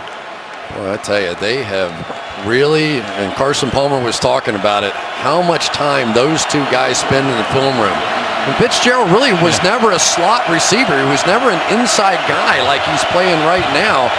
But he just continues to find the holes in this zone defense, and Carson keeps looking for it. Keep an eye on Fitzgerald. Came back grimacing to the huddle that time. Here's Johnson to the 40. Over the last 2 years, you take a look at these 2 guys when they hook up last season and this season. 79% of the time that Fitzgerald's been targeted, 2nd best in the league. 10.8 per pass, 9 touchdowns and 1 pick. We were talking to Carson last night about that. Well, you guys really got it going. And he said, you know what? It took us a while, though. Because the first year, 2013, we weren't on the same page, but we had to work at it. And You see the results there. But there he is in the slot again, and I think it's probably extended his career because now his craftiness in there comes into play. Comes a slot blitz. 2nd and 8. And trying to bust his way up the middle, Chris Johnson, but Shed had other ideas. It'll be 3rd and 7. Yeah, really no choice for Chris Richard now. He has to start getting a little aggressive. There's Bruce Arians once again. Carson Palmer saying in their last game he thought it was the best play-called game he'd ever been a part of, and this one's been pretty good too. That was a victory in Cleveland before the bye. 5 receivers, 5 blockers, 3rd and 6. And that is incomplete. He tried to get it over the middle to Andre Ellington. And so the Seattle defense holds. And in comes the punting unit. Boy, that was a big miss. They had the pick on the outside done perfectly. And Ellington was wide open. I think that Carson thought he was going to keep running on the play. As a receiver, you have the option to sit down, but you can see what a job Michael Floyd did, and that's just what messed. And Carson Palmer said, come on, man, just keep running. It was man. Butler to kick it to Lockett. His father, Kevin, played in the league for a lot of years, primarily with Kansas City. Makes the fair catch at the 14-yard line. A little less than 9 to go in the 3rd 12-point game. Down Buchanan, he was their #1 pick last year, played his college football across the state in the Palouse at Washington State. Wears number 20, but he really plays the linebacker spot. They list him as a safety, but he's a linebacker at about 211 pounds. Leading tackler on the team. Really a remarkable story. Here's Rawls trying to do a Marshawn Lynch imitation. Gets about 6 and then crawls for another 3, but they will give him forward progress only to the 20-yard line. Yeah, let's pick out. I think Neion Buchanan right here is going to shoot through at 211 pounds, trying to play inside linebacker. So they're playing Seattle, and what do you anticipate? Well, we're going to run right at that 211-pound guy. And when they've had a little success, but haven't done enough. Wilson going deep, and it's going to be picked off by Ty Matthew at the 40-yard line. And he's got a little bit of a convoy, but that breaks down after he takes it back to the 37-yard line, and Jimmy Graham makes the tackle. So an overthrow and a pick by Matthew, and another pick by that defense, 14 this season. This guy is so good. Tyrann Mathieu, look at him. He is an out and up. It looked like it was going to be perfect position. He jumps that out cut and then just flips his hips and comes back underneath that ball and makes a brilliant play. Tyrann Mathieu is a fantastic football player. I think you could play him just about anywhere on the field and he was do all right. But once again, right back to the passing game after a successful run. And I know you have to mix it up. But the one thing I think Arizona was concerned about coming in was just a pure power running game. And they've kind of gotten away from it, maybe because they're behind. Palmer, pump fake, and then that's underthrown. Flag is thrown. There was contact there. You got Fitzgerald and Sherman in that marquee matchup. And Cleve Blakeman will make the call. Pass interference. Defense, number 25. The ball he placed in the spot of the foul. First down, Arizona. Again, Richard Sherman's going to try and jump an out cut and get an interception right up here, out, up. And you'll see him just sort of grab Larry Fitzgerald as he goes by. Usually we talk a lot about Richard Sherman, but for other reasons. Well, Pete Carroll, we mentioned before, was saying that this crew's only called one defensive pass interference call this season. Well, they call one on his main man there. That's the second tonight. Whew.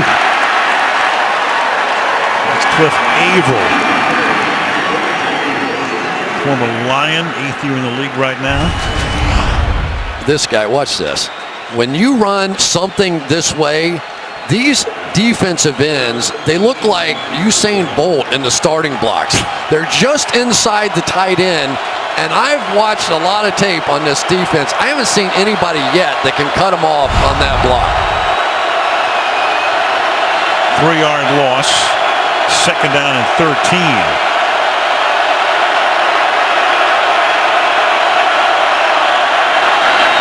Flips the outside. That's incomplete. Intended for John Brown, who's been pretty silent thus far tonight. Smoke Brown is his nickname. It'll be 3rd and 13.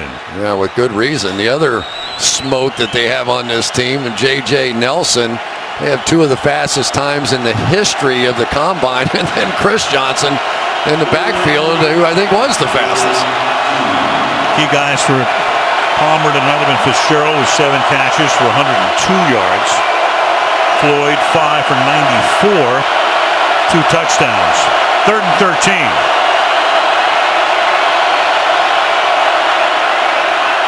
Blitz coming, fires it, caught short of the first, set up a field goal. Andre Ellington makes the catch. That gets it to the 20 and sets up about a 38-yard attempt. Great job by Carson Palmer. Going to bring the pressure right off the edge, and what do? You throw it right behind it. It gives you a chance. Michael Floyd recognized it right away. He was trying to go right down the block. Earl Thomas just missed the blocker. They might have had that first down. So Catanzaro. This will be a 38-yard attempt. With 6:45 to go in the third to put Arizona up by 15 again, but you've got a flag. 2 of them come in before the snap. It was 4th and 5. Start. Offense number 92. 5-yard penalty. Still 4th down. All right, 4th and 10. And that's going to make the field goal 5 yards farther back at 43. Frosty Rucker offside, and Bruce Arians has other ideas. Talking to Carl Johnson. A couple of years ago, he was the head of officiating in the league. Yeah, he thought it'd be quieter on the side. I don't think it is. Right.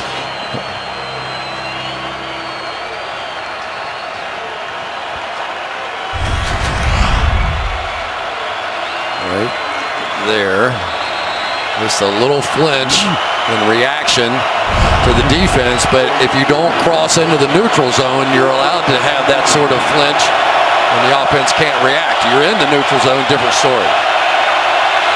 43-yard attempt now for Catanzaro. And that one is right down Main Street. So they get the field goal that Seattle had picked up on this first drive. They get those 3 points back. Up by 15 with 6.5 to go in the third in Seattle. Coming up this week, the Tonight Show with Jimmy Fallon. Justin Bieber among those who will be there. R. Kelly as well. The Tonight Show all this week right here on NBC. Bay, Puget Sound, Seattle on Sunday night. The second half of the season for both of these teams. Game 9. And it's a runnable kickoff. Lockett back out to the 32-yard line. So the rookie sets him up there in the third.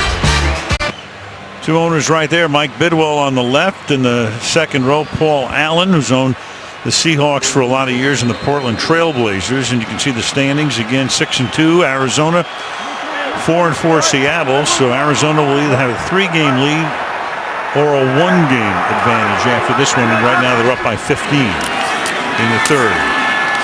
Wilson fires, and that's caught and on the run, taken off. Baldwin, big gain and into Arizona territory.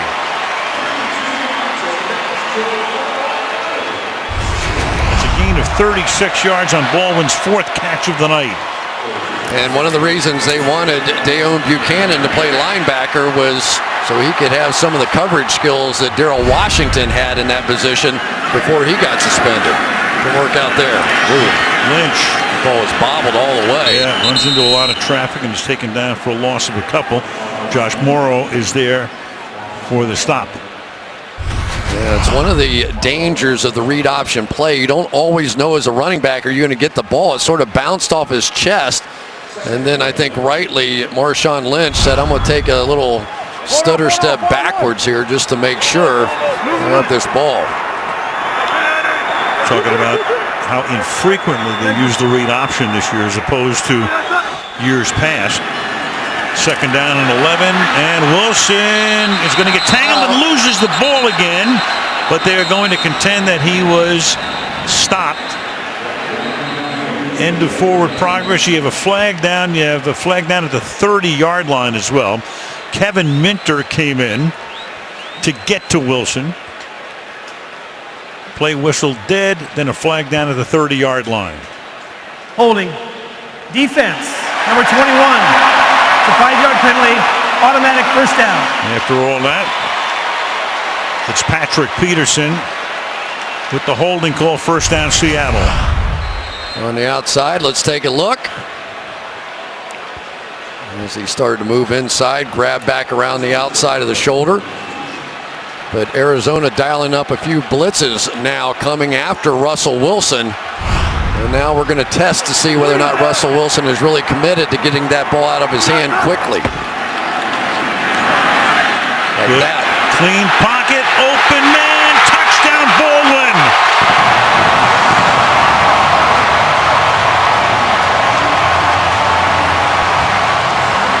That didn't take long. 3 plays, a minute and a half, 69 yards, 32-yard touchdown catch. There we go, a little sluggo up the field, and they're after Gerard Powers now, who's coming back from a hamstring injury, and they have found a target in this one. But again, quick release, quick throw, get the ball out of his hands. Maybe a little rhythm being found now with his passing game. Wilson has 9 completions tonight, 5 of them to that guy. Hauschka now for the extra point to make it a 1-possession game, which he does. 4:52 remaining in the third quarter. Arizona 25, Seattle 17 on Sunday Night Football.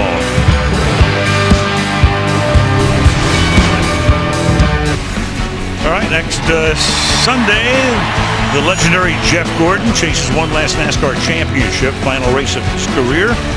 You'll see it live from Miami at 1:30 Eastern on NBC. Can he go out like John Elway did or Jerome Bettis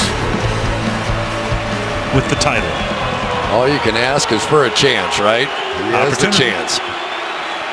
And now the Seahawks have a chance. They're right back in it, 25-17. And it's fielded in the end zone. David Johnson will come out with it to the 19-yard line. That's where Palmer takes over. We go to Michelle. Well, Al, an update on Cardinals left guard Mike Iupati, who was taken to a local trauma center with a neck injury earlier. According to the Cardinals, Iupati's CT scan and MRI both came back as normal, so that is excellent news. Meanwhile, defensive tackle Corey Redding is out with a right ankle injury, and Seahawks wide receiver Paul Richardson is questionable with a hamstring issue, Al. All right, thank you, Michelle. So great news on Iupati, and hopefully be able to go back with the team after the game. From the 19-yard line, crowd in full throat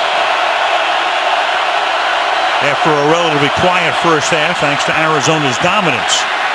And Palmer off play action deep downfield and through the hands of Floyd. He'd beaten the coverage. He's there. Had it slip through his hands. Second down. You had Williams and Chancellor covering on the play. What a throw by Carson Palmer. Michael Floyd, who's been so good, they had the crossing route, wasn't there. He uncorks this thing, and Michael Floyd just can't quite catch up to it. I don't think he timed it very well. It wasn't that far away. You dive, you do something to get underneath it. I just don't think he had it fixed in his eyes. It had to be 60 in the air. Oh, he launched it. Yeah. Second and 10. Palmer fires this one, and that will be caught. This time by Floyd for a gain of 9.5. Well, Richard Sherman, one of the great things about him is his vision. He has the ability to turn around and see the quarterback, see everything going on around him. He makes so many plays because of his great vision. Tonight, at least once, got him in trouble. He saw the crosser coming across the field at him, a little hesitation, and Floyd able to sneak in behind him. Floyd and Fitzgerald each over 100 yards receiving tonight. 3rd and 1, and before we get started, Watford came across the line. Fitzgerald saying you got to call offside on those guys. There was definitely motion first by Seattle, but did he cross into the neutral zone? You see the reaction, but again, we go back to have to cross into the neutral zone, and time for the debate team.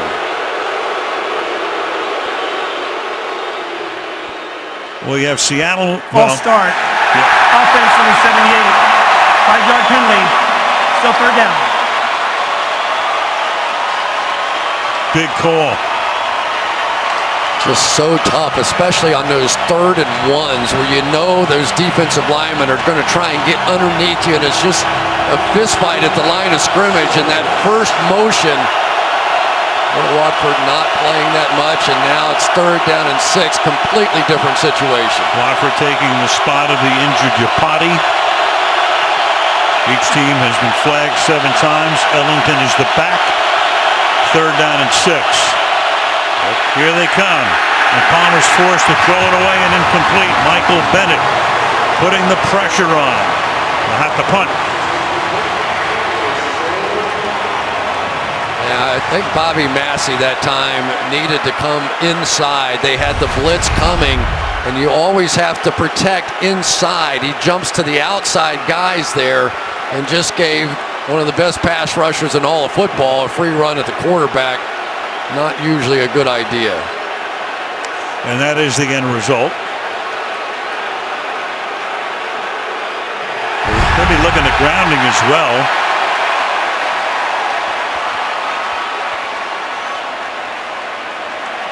Intentional grounding. Offense number 3.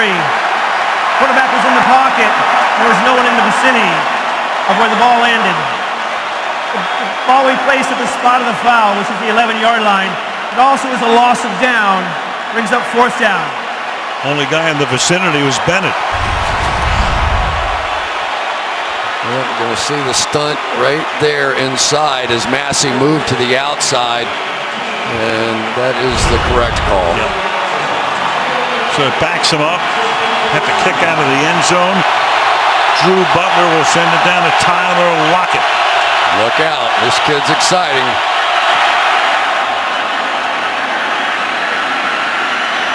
And he'll have a chance.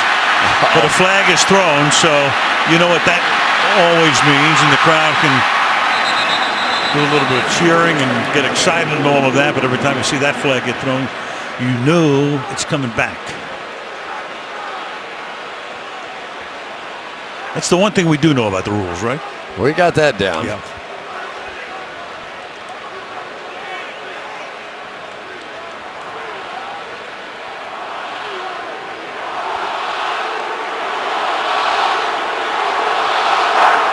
During the kick, holding, receiving team number 33. Penalty is 10 yards from the end of the kick. 1st down. That's Kelsey McRae. There. There's the hold. You can see the jersey pull. You're going to pull somebody's jersey on special teams. Might as well be a guy who goes to the Pro Bowl. Well, Bethel, their best special teamer. I'll be back to those tearaways pretty soon. Alabama. But the momentum has shifted a bit here, has it not? You kind of get the feeling that Seattle's on a bit of a roll. In addition to the foul against the receiving team, we also have unsportsmanlike conduct on the kicking team, the bench. That penalty will also be enforced, and Seattle will retain the ball, 1st and 10. Well, so much for the penalty on the run back. They give that back. So you go back 10 and up 15? Correct. which is a net 5. Attaboy. Just in case you're wondering. I was calculating. Between Arizona State and Florida, we have the whole thing down. You know that, right? Michael Bennett would have had it. Happy birthday to Michael. Turned 30 on Friday. So at the 43-yard line now. Russell Wilson will go to work in a one-possession game. Over the middle, and that's dropped. Dropped by Graham. Talked about how important this game is for Seattle. You know, last year, you forget, they were 6-4. They ran the table, and 12-4 got them to the #1 seed in the NFC. So the road to the Super Bowl came through here. This year, forget about that, because you got Carolina undefeated, and Carolina's already beaten Seattle. But there's something about this team. I think Seattle and Pittsburgh are the two teams that other teams in the NFL do not want to see even make the tournament, because they're ones that could go from a wild card to a Super Bowl. And Pittsburgh did that against Seattle in 05, going from the 6 hole to do it, as Russell Wilson takes off and gets it out to the 49-yard line. Now, this offensive line, they were much maligned for much of the year, and yet tonight, if I'm not mistaken, the only sack was on the one that Russell Wilson kind of ran into his own lineman, and a week ago against Dallas, no sacks without Russell Okung, so they're getting better. 3rd and 4. There goes Wilson, double pump fake, and he stopped at the 47, very close to the first down. Blakeman takes a look and signals move those sticks. That was a healthy spot too. Very. Let's see here. They're going right up to the line of scrimmage. I don't blame them. Yeah, they don't want it. It's a challenge already. I didn't think that was. I thought that one deserved another look anyway. There comes the challenge flag. That was a 3rd and 4. So if they don't get it and win the challenge, you're going to have a 4th down. Arizona is challenging the ruling on the field of the spot where the runner was down by contact. All right, they'll take a look, see where they can spot it. If Arizona wins the challenge, they'll have one more. They've already used one and won it. Elbow down there. Otherwise, they're out. So it looks like the ball has not reached. Of course, the yellow line is not official. You know that. But it is on the other side. They moved it up to about here, or at best, it probably was somewhere in there. Is that official enough? Yeah, I like that, yeah. Right there, the elbow is down short of that hash mark for sure. You could see that hash mark on the other side. Well, Arians won his first challenge on the Floyd touchdown catch, which was originally ruled out at the 1-yard line. So if he wins this one, he gets another one. If you win both, you get a 3rd.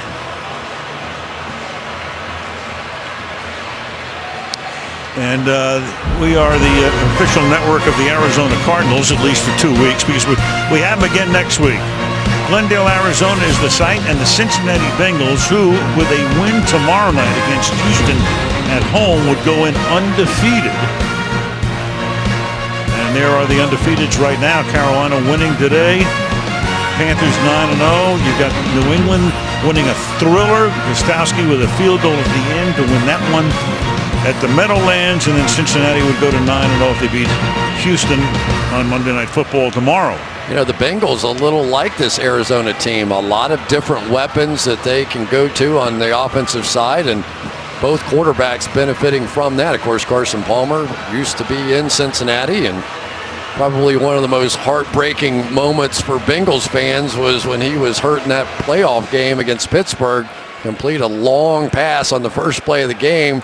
He hurts his knee, receiver hurts his, and that was that. Pittsburgh went on to win the Super Bowl that year, I believe. The curse of Kimo von Oelhoffen. After review of the play, the runner was down by contact with the ball short of the line to gain. Brings up 4th down at that spot. Arizona will not be charged a timeout, and because they've had 2 successful challenges, they're granted a 3rd.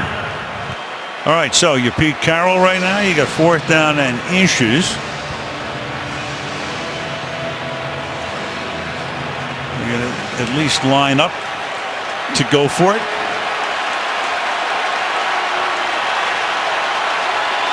And with the ball at the 47.5-yard line, 2:19 to go in the third. Lynch is in the game. Tukuafu, the fullback, is in the game as well. 4th and inches. Tukuafu got it earlier.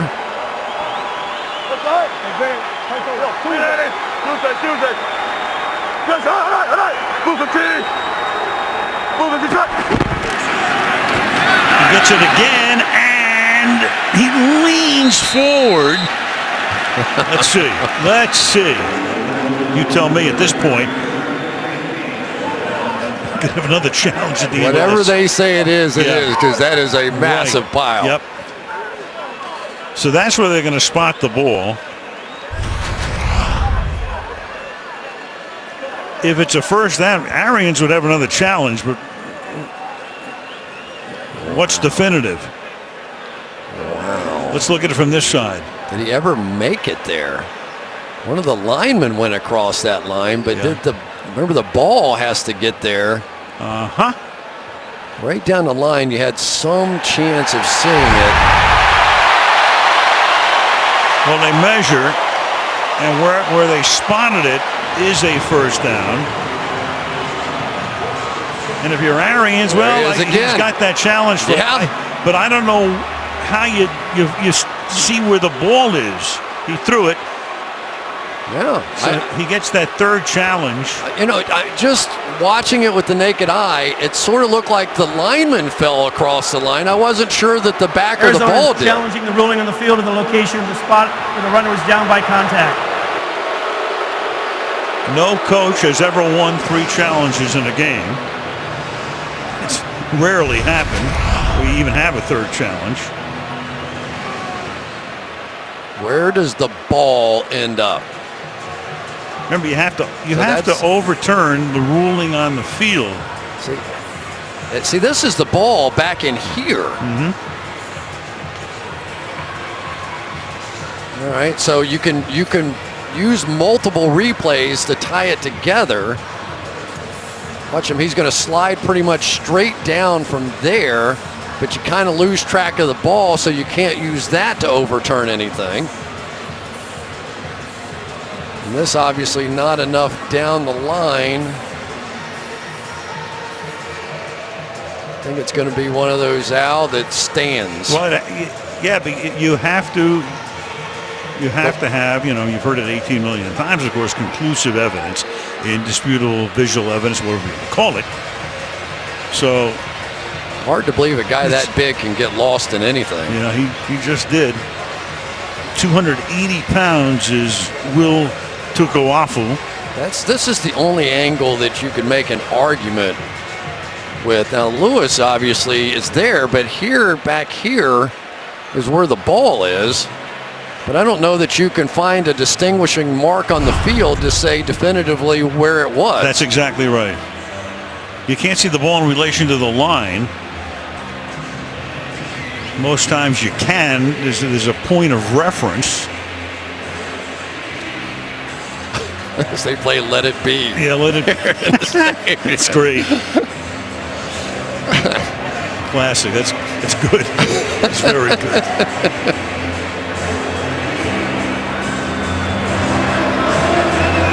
Yeah, we think it stands because you just can't see. You can't see definitively. That's way better than the old Jeopardy thing. Oh yeah.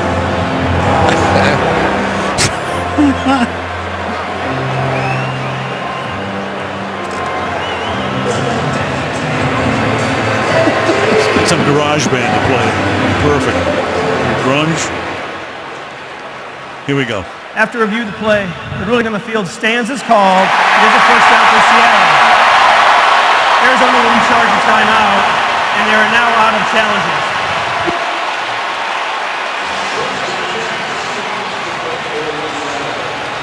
So with 2:03, the drive resumes at the 47 of the Cardinals. And we shall see if no challenges comes into play now. Well, even had Arians won it, he was out of them. 3 and out. So a first down at the 47-yard line. Big hole. Lynch Marshawn Lynch flagged down. It's an 11-yard gain pending the penalty. And this one is, I believe, coming back because Carroll's already out on the field. Holding. Offense, number 64. 10-yard penalty. Replay first down. J.R. Sweezy. Yeah, one of the problems when you get a back that can go anywhere like this, Sweezy thought he had it blocked going off this way, and then Lynch comes that way, and his natural reaction was to just grab the guy he was blocking as he was trying to pull away, and you see the little arm hooked out there and two guys standing behind the offense. They don't miss much. 1st and 20. That's Thomas Rawls now in the game. Put him in the slot to the left. And Wilson chased out. Keeps his eyes downfield. He's going to take off with it. And the ball fumbled out of bounds. So it'll be 2nd down. 2nd and 15. Abdominal issue. And there is Lynch on the bench. Moments ago took him out of practice on Friday and put some heat on it right now. Couple Skittles on it. Be all good. Kuhn looked like he was shaken up on the last play. The left tackle, 2nd down and 15. And Wilson just has to fire that one away. And he got outside the tackle box, so probably going to be okay. And Dwight Freeney is the one that brought the heat, and his little patented spin move here working on the outside against Bailey. Yeah, well, you had Okun going out of the game because he was shaken up in the prior play. So Bailey goes in to play left tackle.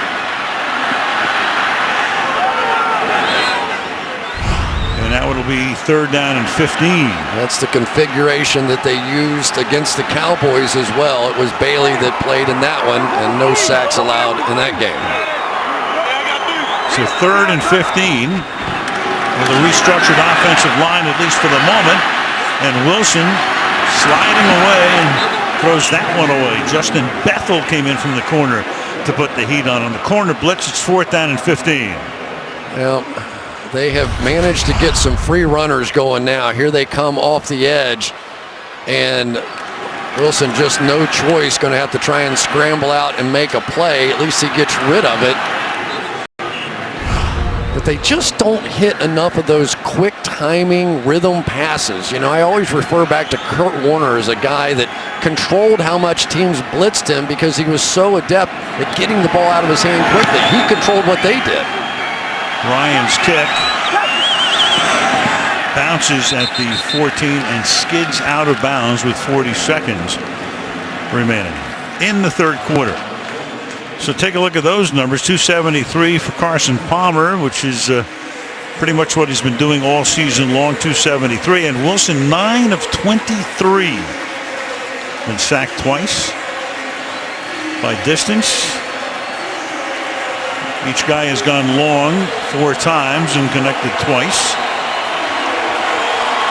But now it's time for this defense that has had opportunities in games this year to lock away wins with stands. This is a team that 40% of the time offenses don't even pick up a 1st down. They need one of those right here.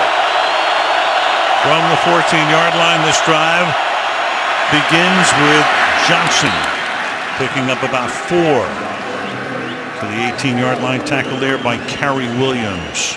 I'll tell you, Kerry Williams done a nice job tonight. They have been trying to force the running backs out to him on the corner to make tackles, and he's been making them all night long. Good playing at cornerback. They do not have to run a play, so time will expire in the 3rd quarter as the Arizona Cardinals will go into the 4th quarter in a 1-possession game up by 8. End of 3, it's Arizona 25. Seattle 17. Sunday Night Football resumes after these messages. Tonight's aerial coverage being brought to you by Geico. Al Michaels, Chris Collinsworth, Michelle DeFoy. Sunday Night Football on this 15th night of November. Looking at Seattle, Washington. Back we come to CenturyLink Field on 2nd down and 6. Palmer chased out, throws it into the Seattle bench. 3rd down. Carson Palmer won the Heisman Trophy. Recruited by Paul Hackett, then played for Pete Carroll his junior and senior years. And Bruce Arians played, of course, for Marvin Lewis many years. Spent 2 years in Oakland. Talking about Bruce and Pete, and talking about two guys who are kind of 180 in a way, but they share a lot of similar traits. Carson said you could not be on more opposite ends of the spectrum than those two. Of course, Bruce Arians such a fan-friendly kind of guy, but Carson says he's rough on the players in those film sessions. 3rd down and 6. Look out! And he loses the ball. The ball is loose, and it's picked up by the Seahawks, and rolling into the end zone for a touchdown is K.J. Wright. Bouncing ball. You had Cliff Averill coming in, forcing it. The ball is dislodged. It bounces up in the air. Palmer can't handle it. But I think Carson Palmer made the tackle on this play. So here on comes. The field is a touchdown. Ball's out, no question. It's actually going to get kicked there. But now let's watch and see as they pick it up if Carson Palmer gets a piece. He's diving for the ball and definitely hits K.J. Wright. So that will not be a touchdown. Be down by contact at the 2-yard line. So all turnovers reviewed, and it should make it a 1st and goal at the 2. And K.J. Wright, play is under review. Who's had a great year, but I haven't called his name very often tonight. He's not been involved as much as he has been. Got so many stars on this defense. You overlook a guy like that, and the minute you start overlooking him, up he pops for what would be the biggest play of the game to this point.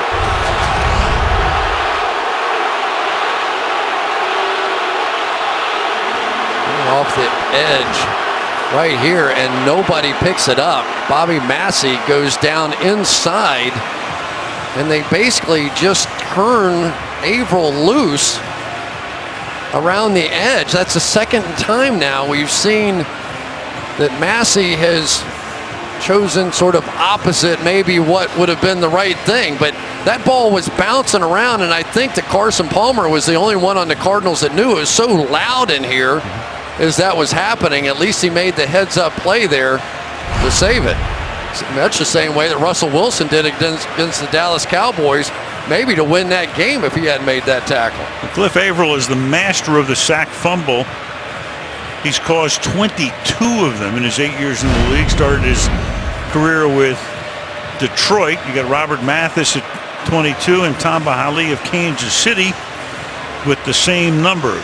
But he does it here again, and they'll probably rule this down by contact and a 1st and goal at the 2-yard line. I believe that between he and Michael Bennett, the best pair of 4-3 defensive ends in football. Those guys can just create so many problems, and they can line up anywhere up and down the field, but boy, they are a nightmare to try and get blocked so quick. And then once this crowd gets into it. After review of the play, the defender recovered the ball, was contacted by the quarterback, putting him down by contact with the ball at the 3-yard line. So Seattle's ball, 1st and goal from the 3. Please put 14 minutes, 49 seconds on the game clock.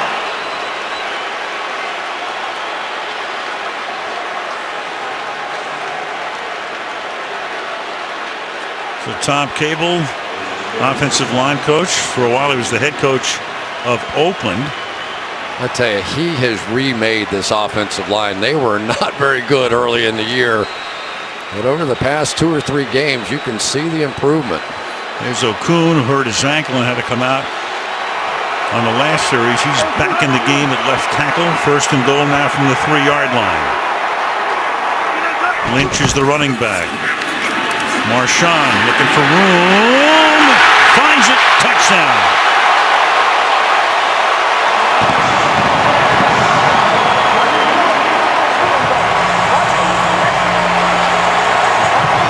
Conventional handshakes in the end zone, don't see that very often these days.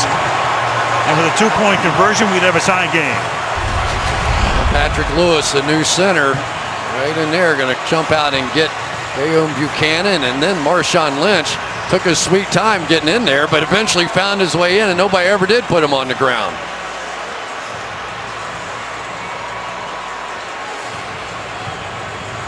Now this game is starting to turn into the physical battle that I really thought it might be for the Seattle Seahawks and what they might do on offense, and maybe now they just carry this on, because once Marshawn Lynch gets going, boy, this place goes crazy in here. So the two-point conversion, 3 receivers set to the left to try to tie the game. And a little floater is incomplete, and there is no flag on the play. So it remains a 2-point game with Arizona still on top early in the 4th.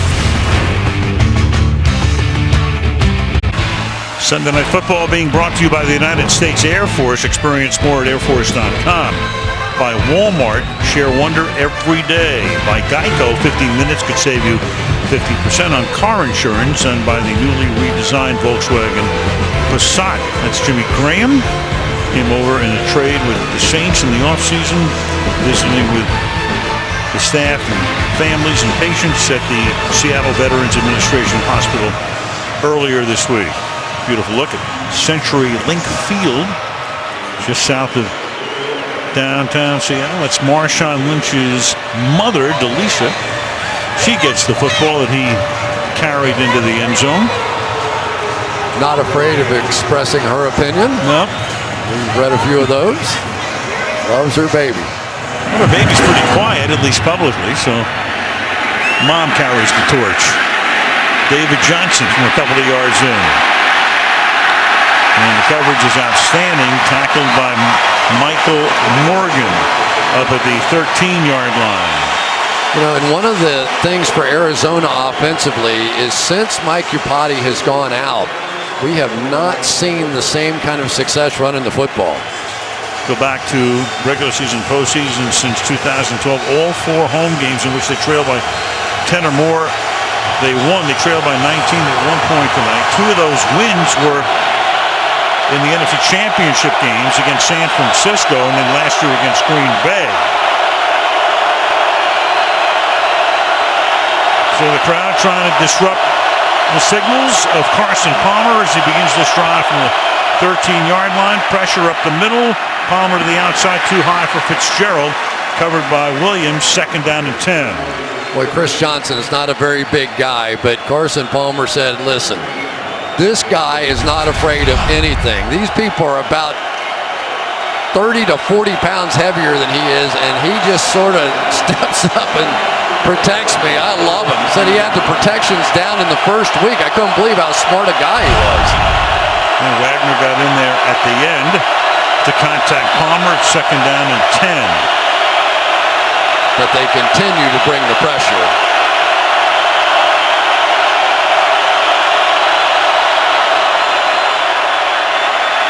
Power slips away. That's incomplete, and Fitzgerald gets ripped by Wright, and a flag comes in. So Larry able to get up and with a smile knows that he'll be the recipient and beneficiary of a personal foul. Just a no-doubter there.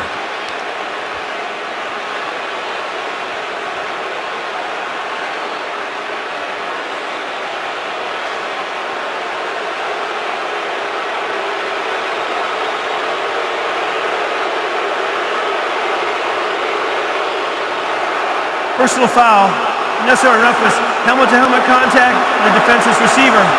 Penalties 15 yards from the previous spot. 1st down. Fitzgerald knew it was going to come because he was trying to slow down and tell him, here, hit me here, but instead, K.J. Wright hit him there. Right call. Yep. K.J. Wright saying, listen, my bad. Yep. Larry bounces up with a smile. Big penalty. Gets him up to the 28-yard line. 1st down. Half a minute into the 4th quarter. 3 tight ends in now for Arizona. Maybe they try and establish some run game. I haven't seen this set. And this is Johnson who gets taken down there for a gain of 2. Sherman and Chancellor come up to take him down. It'll be 2nd down and 8. Yeah, it's one thing to say Larry Fitzgerald's going to block him. It's another thing to get it done. Chancellor's going to spin off of this block right back into Johnson. We have not seen Chris Johnson break out in this one the way he has in some prior games.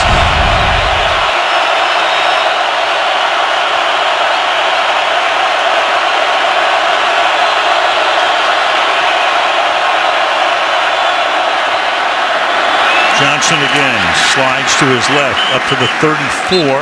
Irvin in on the tackle. It'll be 3rd down and 4 for the Cardinals. Well, that was some play by Jordan Hill too, as he fought off the block of Watford and made a diving stop. There was a little space there.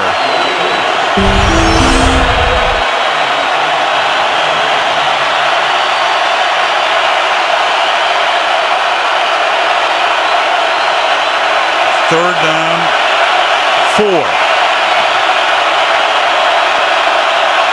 3 receivers to the right. Palmer's going to go down. The ball's out again. And going into the end zone to give Seattle the lead for the touchdown is Bobby Wagner. K.J. Wright with the strip sack.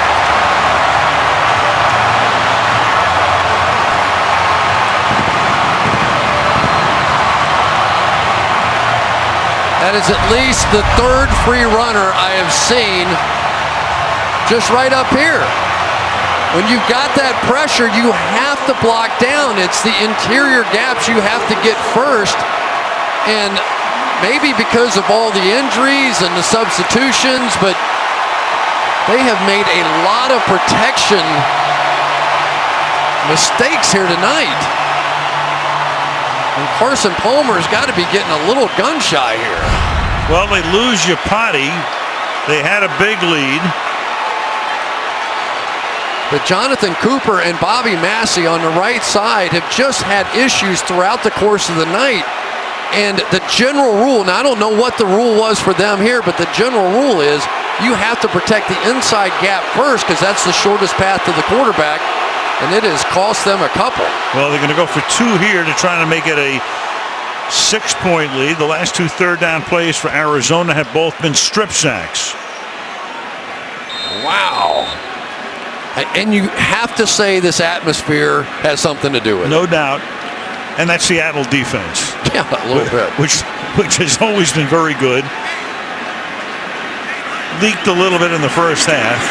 But that's the Seattle defense that this crowd has come to know and love. 2-point conversion. Now you got Wilson to the outside. Fires incomplete.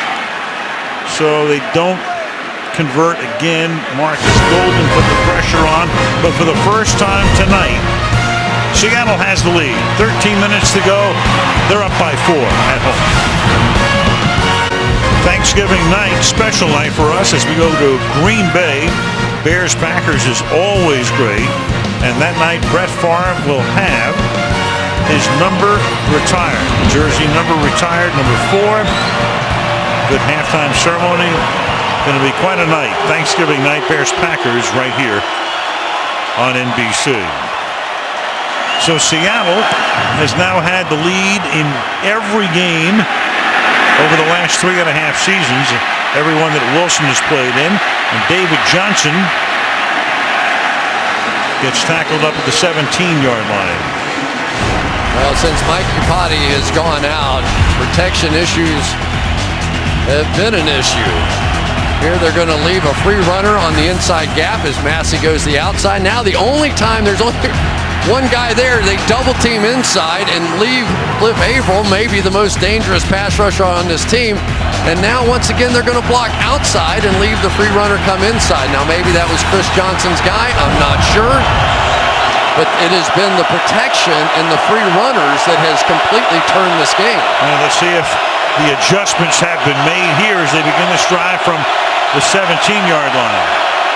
Palmer takes it out of the pistol, throws to Fitzgerald, and Larry up the field all the way up to the 32-yard line for a 15-yard gain and a first down.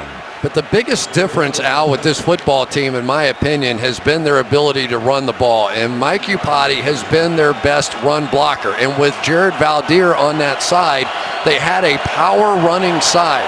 Now without him, they look like a different team running the football, and now the momentum has swung over to Seattle's defense because now it's a pass rush game. Yeah, but they're averaging about 2.3 yards per rush tonight, and that won't get it done. Palmer to the outside, too high, intended for John Brown. It'll be second down and 10. Give Carson Palmer credit. He stood in there. I think I'd have been flinching a little bit after what I'd been through for the past 2 or 3 series. But it may very well come down to now. Can Carson Palmer and Larry Fitzgerald and company get it done throwing the football? Tale of two halves for Palmer, for the Cardinals, who at one point in this game led 19-0.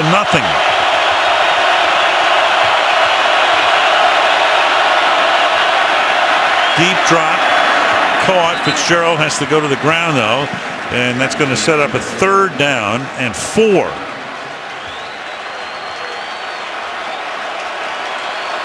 This defense has had trouble holding leads. The Seahawks, with 4 losses this season, in every game, they've had the lead in the fourth quarter. They've lost 4 games, 2 in overtime. Chris Richard, the defensive coordinator. Let's see what he dials up on a third down and 4. They've been doing okay against the 4-man rush. It's when they brought pressure that they've had issues. And here comes pressure. And Palmer throws, and a flag is thrown as Floyd makes the catch and skips out of bounds. So he has the first down pending the call.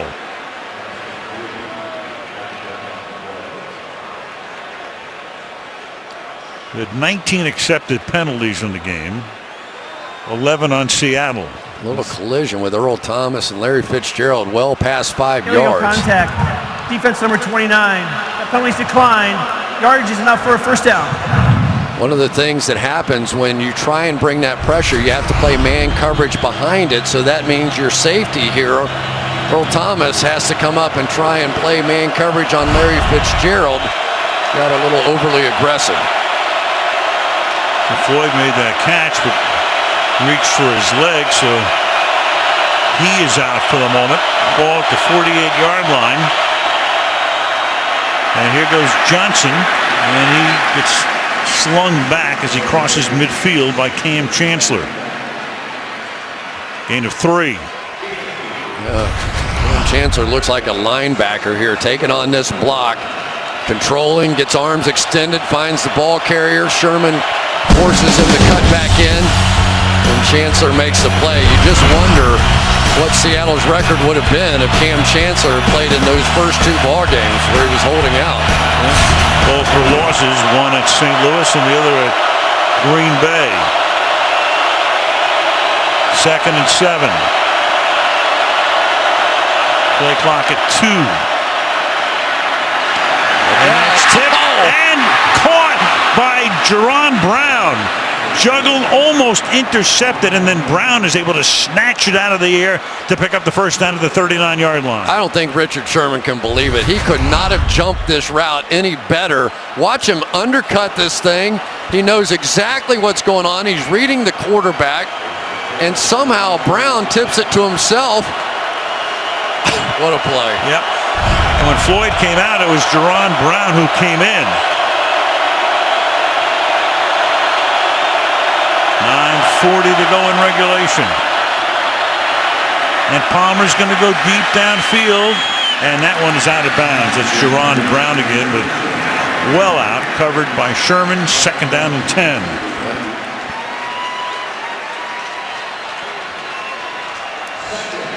Take a look at some of the pressure inside here, and Marcus Dobbs working against Cooper here. It's just, there you go. They're all going to make a little sandwich on that one. Carson Palmer's hanging in there, though, isn't he?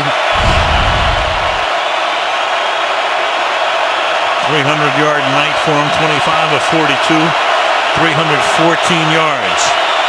Play clock at 3. Gonna snap it. Look out. And he gets hit as he throws, and that's Cliff Averill. He's already had a strip sack. 3rd down and 10. Boy, Averill saw that clock ticking down, and he knew they had to go, and he beat Bobby Massey off the ball and just had a straight line shot. Good, smart play right over here. Clock is ticking. He knew exactly what was off. Got off the ball and almost got another strip sack. You're a defender. You see that thing at 0-0. You're coming. That was close to being a fumble. 3rd down and 10. This time good protection, and a flag is thrown intended for Britton Golden, who has not caught a pass tonight. He'd be their number 5 guy, as he was over the middle. And again, another conference. 19 accepted penalties in the game. Defense, number 54. That'll be the 20th. A 5-yard penalty, automatic first down. So 12 penalties on Seattle, 8 on Arizona. The flag keeps the drive alive. Obviously no contact after 5 yards. This is well down the field, and that's a little contact. So, you know, it's just unnatural for a linebacker not to hit a little wide receiver running in his space, which can't, and that was huge. At the 34-yard line now. 9th play of the drive coming.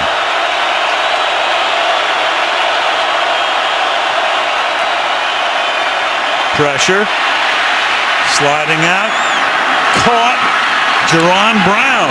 And he's out of bounds at the 14-yard line. Earl Thomas stops him there. Go to Michelle. Well, quickly, Michael Floyd has a left hamstring. He is questionable, and linebacker Bruce Irvin for Seattle has a right knee issue. He is questionable, so both of those injuries could ultimately impact this drive, Al. Very much so, Michelle. As you see on the sideline, Floyd, who came out after he made that catch, and then Jerron Brown, who's been a big part of the last 3 or 4 plays, he comes in to take his spot. 10th play of the drive coming up. David Johnson flanks Palmer in the backfield from the 14. And Carson throws to the end zone, and it's juggled and caught for a touchdown by Gresham. Jermaine Gresham juggled for an instant, holds it in, touchdown, and Arizona takes the lead again. I tell you, what a drive by Carson Palmer. After all that he went through in the prior 2 or 3 drives, to hang in there, and there's Gresham, the guy that he said, you want to pick out somebody to talk about that's made a difference for us? Coming off of the back surgery, got it just over the hands of Earl Thomas, who has 3 interceptions, 1 tonight. What a drive. That was as impressive a drive and a tough drive out of a quarterback as I've seen in a little while. Well, Palmer said, watch for Gresham to start making some noise. That's his first touchdown catch of the season. And Catanzaro ready to kick the extra point, but before that, false start. Offense number 92. 5-yard penalty. Continue to try. 33-yard conversion because of a Frosty Rucker penalty now becomes a 38-yard extra point. Well, and just remember, they went for 2 twice. So just keep a track of those 2 points as we go along here pretty early in the ball game. Right. Seattle did. Catanzaro now for the 38-yard extra point, and that one is good with 8:41 to go in a wild one. What else? It's Sunday night. Nothing but wild ones this season. Arizona by 3.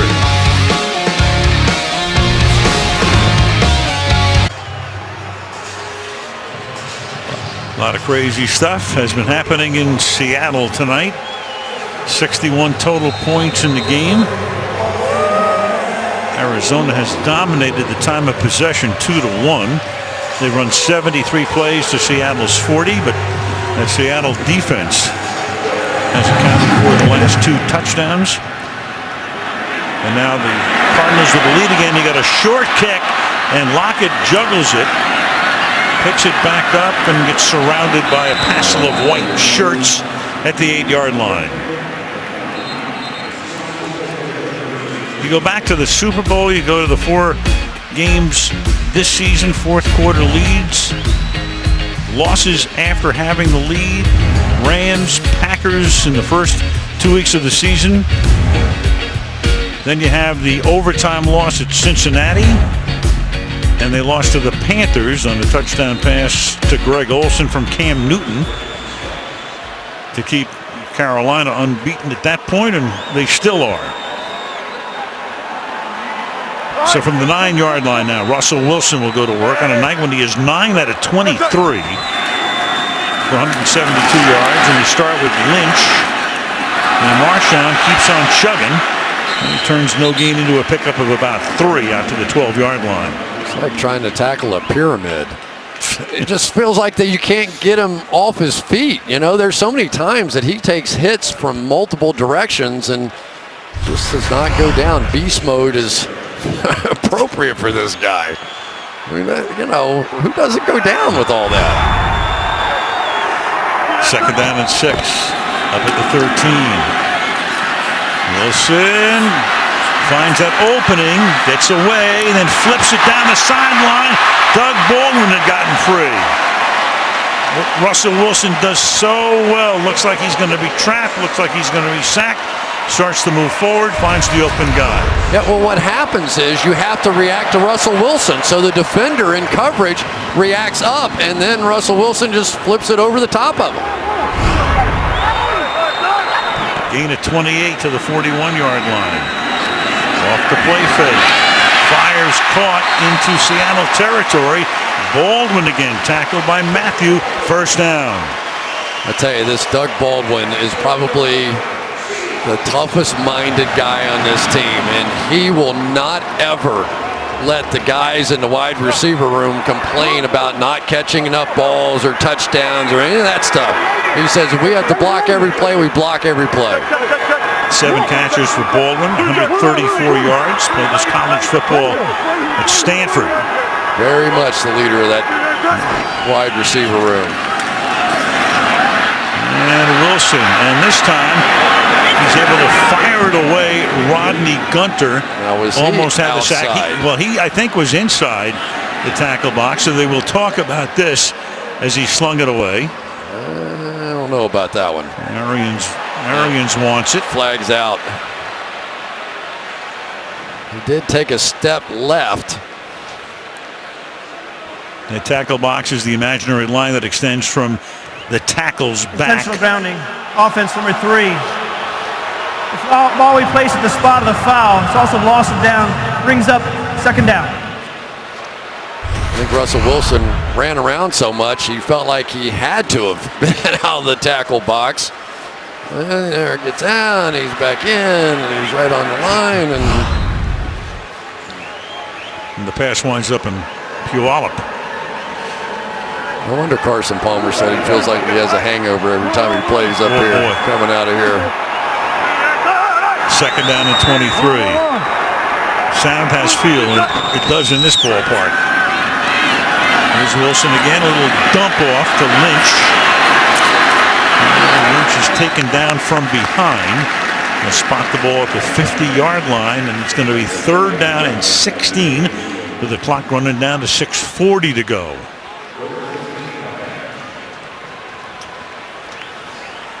Bruce Arians knows full well that his team has to get over this hurdle. I said, is that fair to say that this is one of those hurdles that your team just has to get over if they're ever going to get there? And he said, absolutely.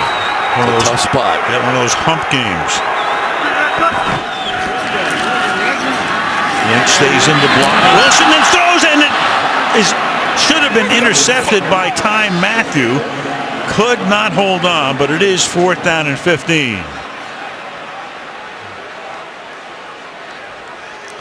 Couldn't tell if it was tipped by Jimmy Graham or not. There he is, a little out there. Matthew right there. May have been tipped just a bit. Yeah, you saw Matthew indicate it after he dropped it. And now Ryan is into punt.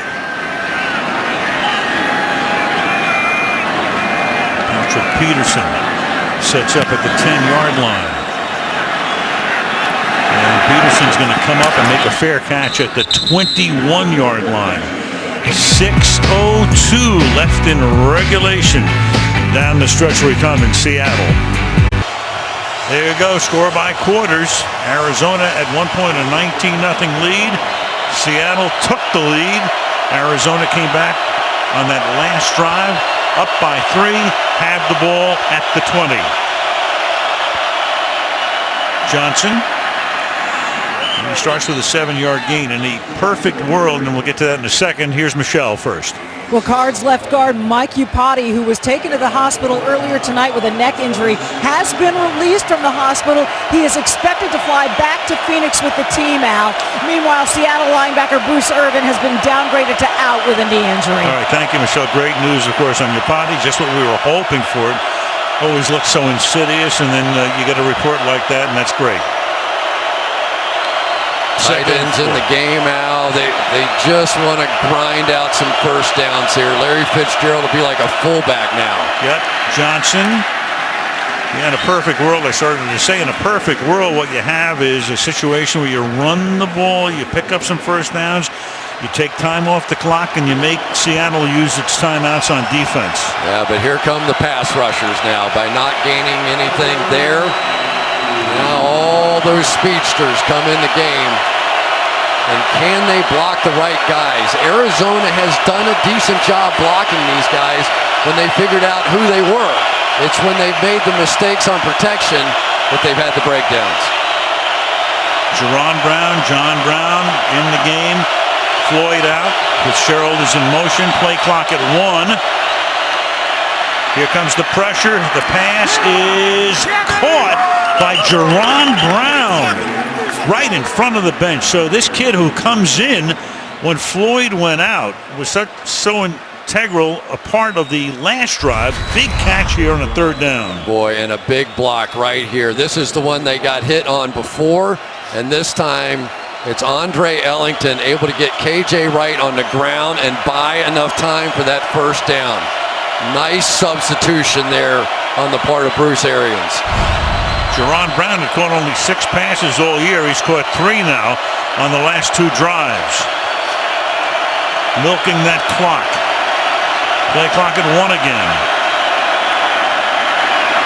Slings it to the outside. Leaping grab, Larry Fitzgerald, and he stays in bounds to keep the clock rolling. 2nd down and 3, gain of 7. And Larry Fitzgerald now, who had 10 catches for 70 yards in his last 4 games against the Seahawks, now 10 catches for about 125 or 6, something like that. He has been big, not just catching the football either. It has been his blocks on the edge that has at least given him a chance to run the football. 2nd and 3.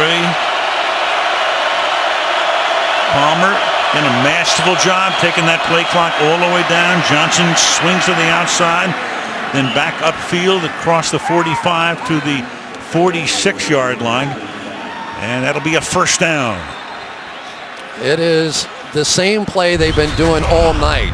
They're going to block here and then set up and make that cut inside, and it doesn't look like much, but it's 3-4 yards, and because Cam Chancellor is down inside of Fitzgerald, sets up a decent angle there, forces Kerry Williams to come down and make that tackle, and he's been doing okay with that too. Seattle takes a timeout. So the Cardinals have taken it from 6 minutes to now under 3, and forcing Seattle into that position to have to use its timeouts. They have 2 plus the 2-minute warning will stop it. Boy, I tell you, last couple of drives by these Arizona Cardinals, they have shown their toughness. This place was going crazy after those strip fumbles.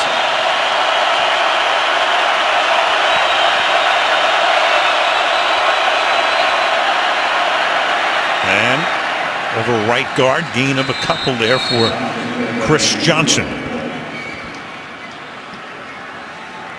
It'll be 2nd down and 8.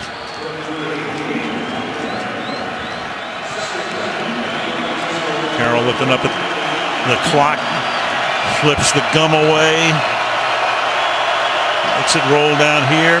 3 tight ends come in. Chris Richard, the Seattle defensive coordinator. Wilson just hoping for a shot to get back out there. Second and 8. All 3 tight ends left. Johnson. He gets into Seattle territory. Gang tackled up at the 48-yard line. And it will be 3rd down and 4. And Seattle's going to take another timeout on this side of the 2-minute warning. So, clearly, a huge 3rd down play coming up. Yeah, and so much on the line, because you start looking at what happens if Seattle gets beat in this game and goes to 4-5. And as talented as they are and as good a team as they have been over the past couple of years, and 2 Super Bowls and winning 1, 4-5 is a tough spot. And then you start looking at it from Arizona's standpoint, and they've come in and handled the bully, but this is a long way from over here. And the only good news for Seattle would be they've got San Francisco and Pittsburgh here the next 2 weeks. Then they go on the road at Minnesota, at Baltimore, and come back with Cleveland and St. Louis. Their season would end at Arizona. But right now, first things first on a 3rd down and 4 from the 48. And they run a draw with Ellington, and he's going to get the first down and stay in bounds and go all the way to the end zone for the touchdown. On a 3rd down and 4. Put the pressure on Ellington, the 3rd down back. They swing it to the outside, and a look of disbelief on Pete's face after a 48-yard touchdown run. What an unbelievable call. And they went against the young guy, Frank Clark, on the outside. Never saw it coming. Goes inside and outside and just takes it right up the boundary. I thought he was just going to fall down there to make sure he stayed in bounds. He did one better than that, didn't he? What a tremendous call by Bruce Arians. Stayed in, knew he had to stay in, didn't want that clock to stop. Block by Britton Golden down the field, too. Another guy who came into the game with that injury to Floyd. Along the sideline, that's Drew Stanton, the backup quarterback. Letting you know the reaction of that entire Arizona bench, which just erupted. Wow. And this crowd, the decibel level has gone from about 115 to 6. Wow. What a performance against this defense in this building after what happened early in the 4th quarter to put together those 2 drives. Catanzaro for the extra point, and now we are officially at the 2-minute warning with 1:58. Seattle is down by 10. They have 1 timeout in a 2-possession game. Arizona up on top 39 to 29. Time to win the fight on Sunday night. Stick around for the Volkswagen postgame report. Michelle with the stars of the game. Bob, Tony, and Mike wrapping it up and looking around the league as well. Chris and I will take a look ahead to next Sunday night when we will be in Glendale, Arizona, when the same Cardinals will take on the Cincinnati Bengals. Volkswagen postgame report right after the game. Mike Bidwell, who's done a great job. The Bidwell family has owned this team since the Chicago days. Chicago to St. Louis to Arizona. And they got things rolling right now as Tyler Lockett will bring it back up the middle. Nice run back out to the 32-yard line for the Kansas State rookie, who gets shaken up on the play and is still down on the turf.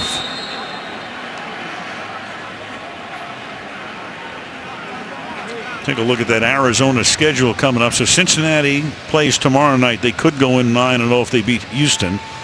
Then Arizona goes to San Francisco and St. Louis, 2 teams with losing records. Minnesota goes in there for a Thursday night game. They go to Philly, and then they end the season with 2 home games. They have Green Bay at home and Seattle at home. And then with Seattle, they've got San Francisco and Pittsburgh coming in here over the next 2 weeks at Minnesota, which all of a sudden now leads in the NFC North. They go to Baltimore on a Sunday night. Cleveland and St. Louis come in here. And then the finale in Arizona. The game is not over. You need 2 scores in either order. Doesn't really matter. You can take a field goal first if you wish. Lockett, we saw him getting assisted back. False start. Offense number 68. 5-yard penalty, still first down. And that's Justin Britt, who cost them 5 before they can even get the first play of this drive off. I tell you, Al, I have been in games where the momentum completely shifts like that. And when you're on the road and you get a couple of defensive turnovers and this crowd's going crazy and you go back out there on offense, it is very difficult just to hear yourself think. And what they've done in the fourth quarter, going up and down the field twice, is just remarkable. Well, if they hold on to this win, Jermaine Kearse, one of the biggest wins, you want to say in franchise history, because part of the problem is this team was not very good, to put it mildly, until they got to the Super Bowl in 2008. And that went on for years and years as Wilson picks up the first down. Remember opening up the Super Bowl that we did years ago with Arizona-Pittsburgh, I said to John Madden, I said, what do you think of when you think of the Arizona Cardinals? Because it was shocking that they were in there, as you recall. Yes. And he said, I think of futility. But there were the Cardinals who had that magical run, only to see that squashed by a Roethlisberger drive at the end of the game that culminated with a Santonio Holmes catch for a touchdown to win the game. From the 44-yard line, Wilson now gets in the corner. The pass is incomplete. Intended there for Chris Matthews. It'll be second down. Rashad Johnson covering on the play. Well, and defensively for Arizona, it's going to look like Seattle put up a bunch of points, but in reality, because of those turnovers that put the ball either in the end zone or very close to the end zone, you have to look at the job this defense has done. And I think in particular in that secondary, they are very good across the board. Gerard Powers gave up a couple of plays, but other than that, they have been rock solid back there. Second and 10 with a minute and a half to go. Arizona putting the pressure on, and now Wilson's going to take off and exploit that and get to the 35-yard line. So that's a first down. Clock keeps running. They have one timeout. He wants to spike it here. There's James Betcher, the defensive coordinator. So what you want to do if you're Seattle at this point, you have that one timeout at second down and 10. You have 67 seconds. If you can get within field goal range, you kick the field goal, and then you try the onside kick. Yeah, it doesn't make any difference. You're going to have to get an onside kick anyway, but you have to make the field goal. So right now you're looking at a 53-yarder. You're not going to attempt that, but if you get to within like a 40-yard attempt or something, maybe you go that way and then go onside. Second and 10. Four-man rush. That's caught. Graham will step out of bounds. That saves a spike or a timeout. Clock stopped with 63 ticks. Now it's third down. And they're going to try the field goal right here. So if he makes it, they're going to have about a minute. And of course, the key will be to recover an onside kick. Because basically, if you're throwing Hail Marys, throw Hail Marys. It doesn't, all you need is a minute or 45 seconds or whatever. You can throw as many as you want down there. So now you've got a 46-yard Hauschka attempt, which would make it a 7-point, one-possession game. Ooh, it almost got blocked, but the kick is right down the middle. So you've got 58 seconds remaining, and it all comes down to who recovers this kick. I don't think Justin Bethel could believe he didn't get it. Right off the edge here. Spun his tires just a minute coming out of there. It was close. Boy, he is a superstar special teams player. The Pro Bowl a couple of times now. I'll tell you, after watching that Green Bay game today, the game is never over. No, just ask the Green Bay Packers here last year.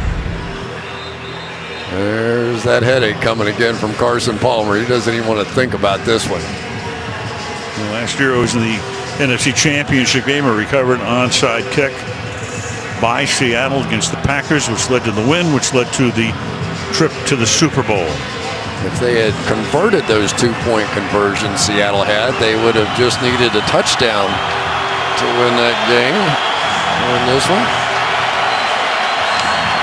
If.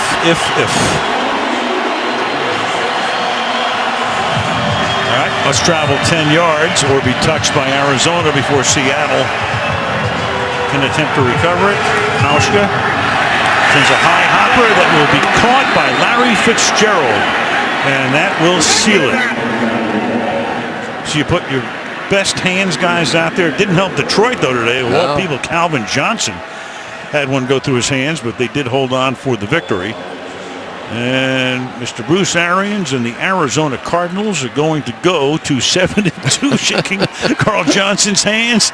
Tom Moore, the longtime offensive coordinator for the Indianapolis Colts, with Peyton Manning there through all of those years. Mark Dolan, one of the top public relations people in the league, and the Cardinals will have a very happy flight back. And of course, we're very happy to tell you that Mike Iupati will be on the plane as well. Yeah, and Seattle just takes a timeout here.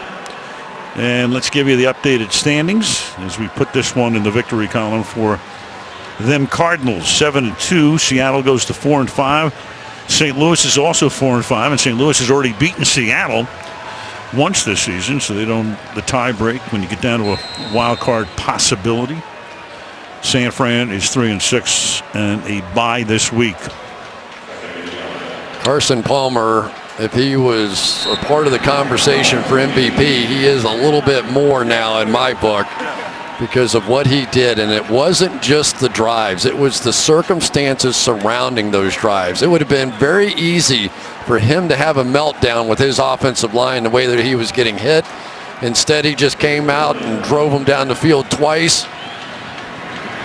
Tremendous. And look at that, 6 Super Bowl winning quarterbacks all going down to defeat on one day a night in the National Football League. So Arizona blew a 19-0 lead. The defense led to 2 quick Seattle touchdowns. Then the Cardinals had that tremendous drive, then an unbelievable call on a 3rd down on the last drive, culminating with Ellington's touchdown run. And they go to 7-2. Volkswagen post-game report coming up on the other side of the break.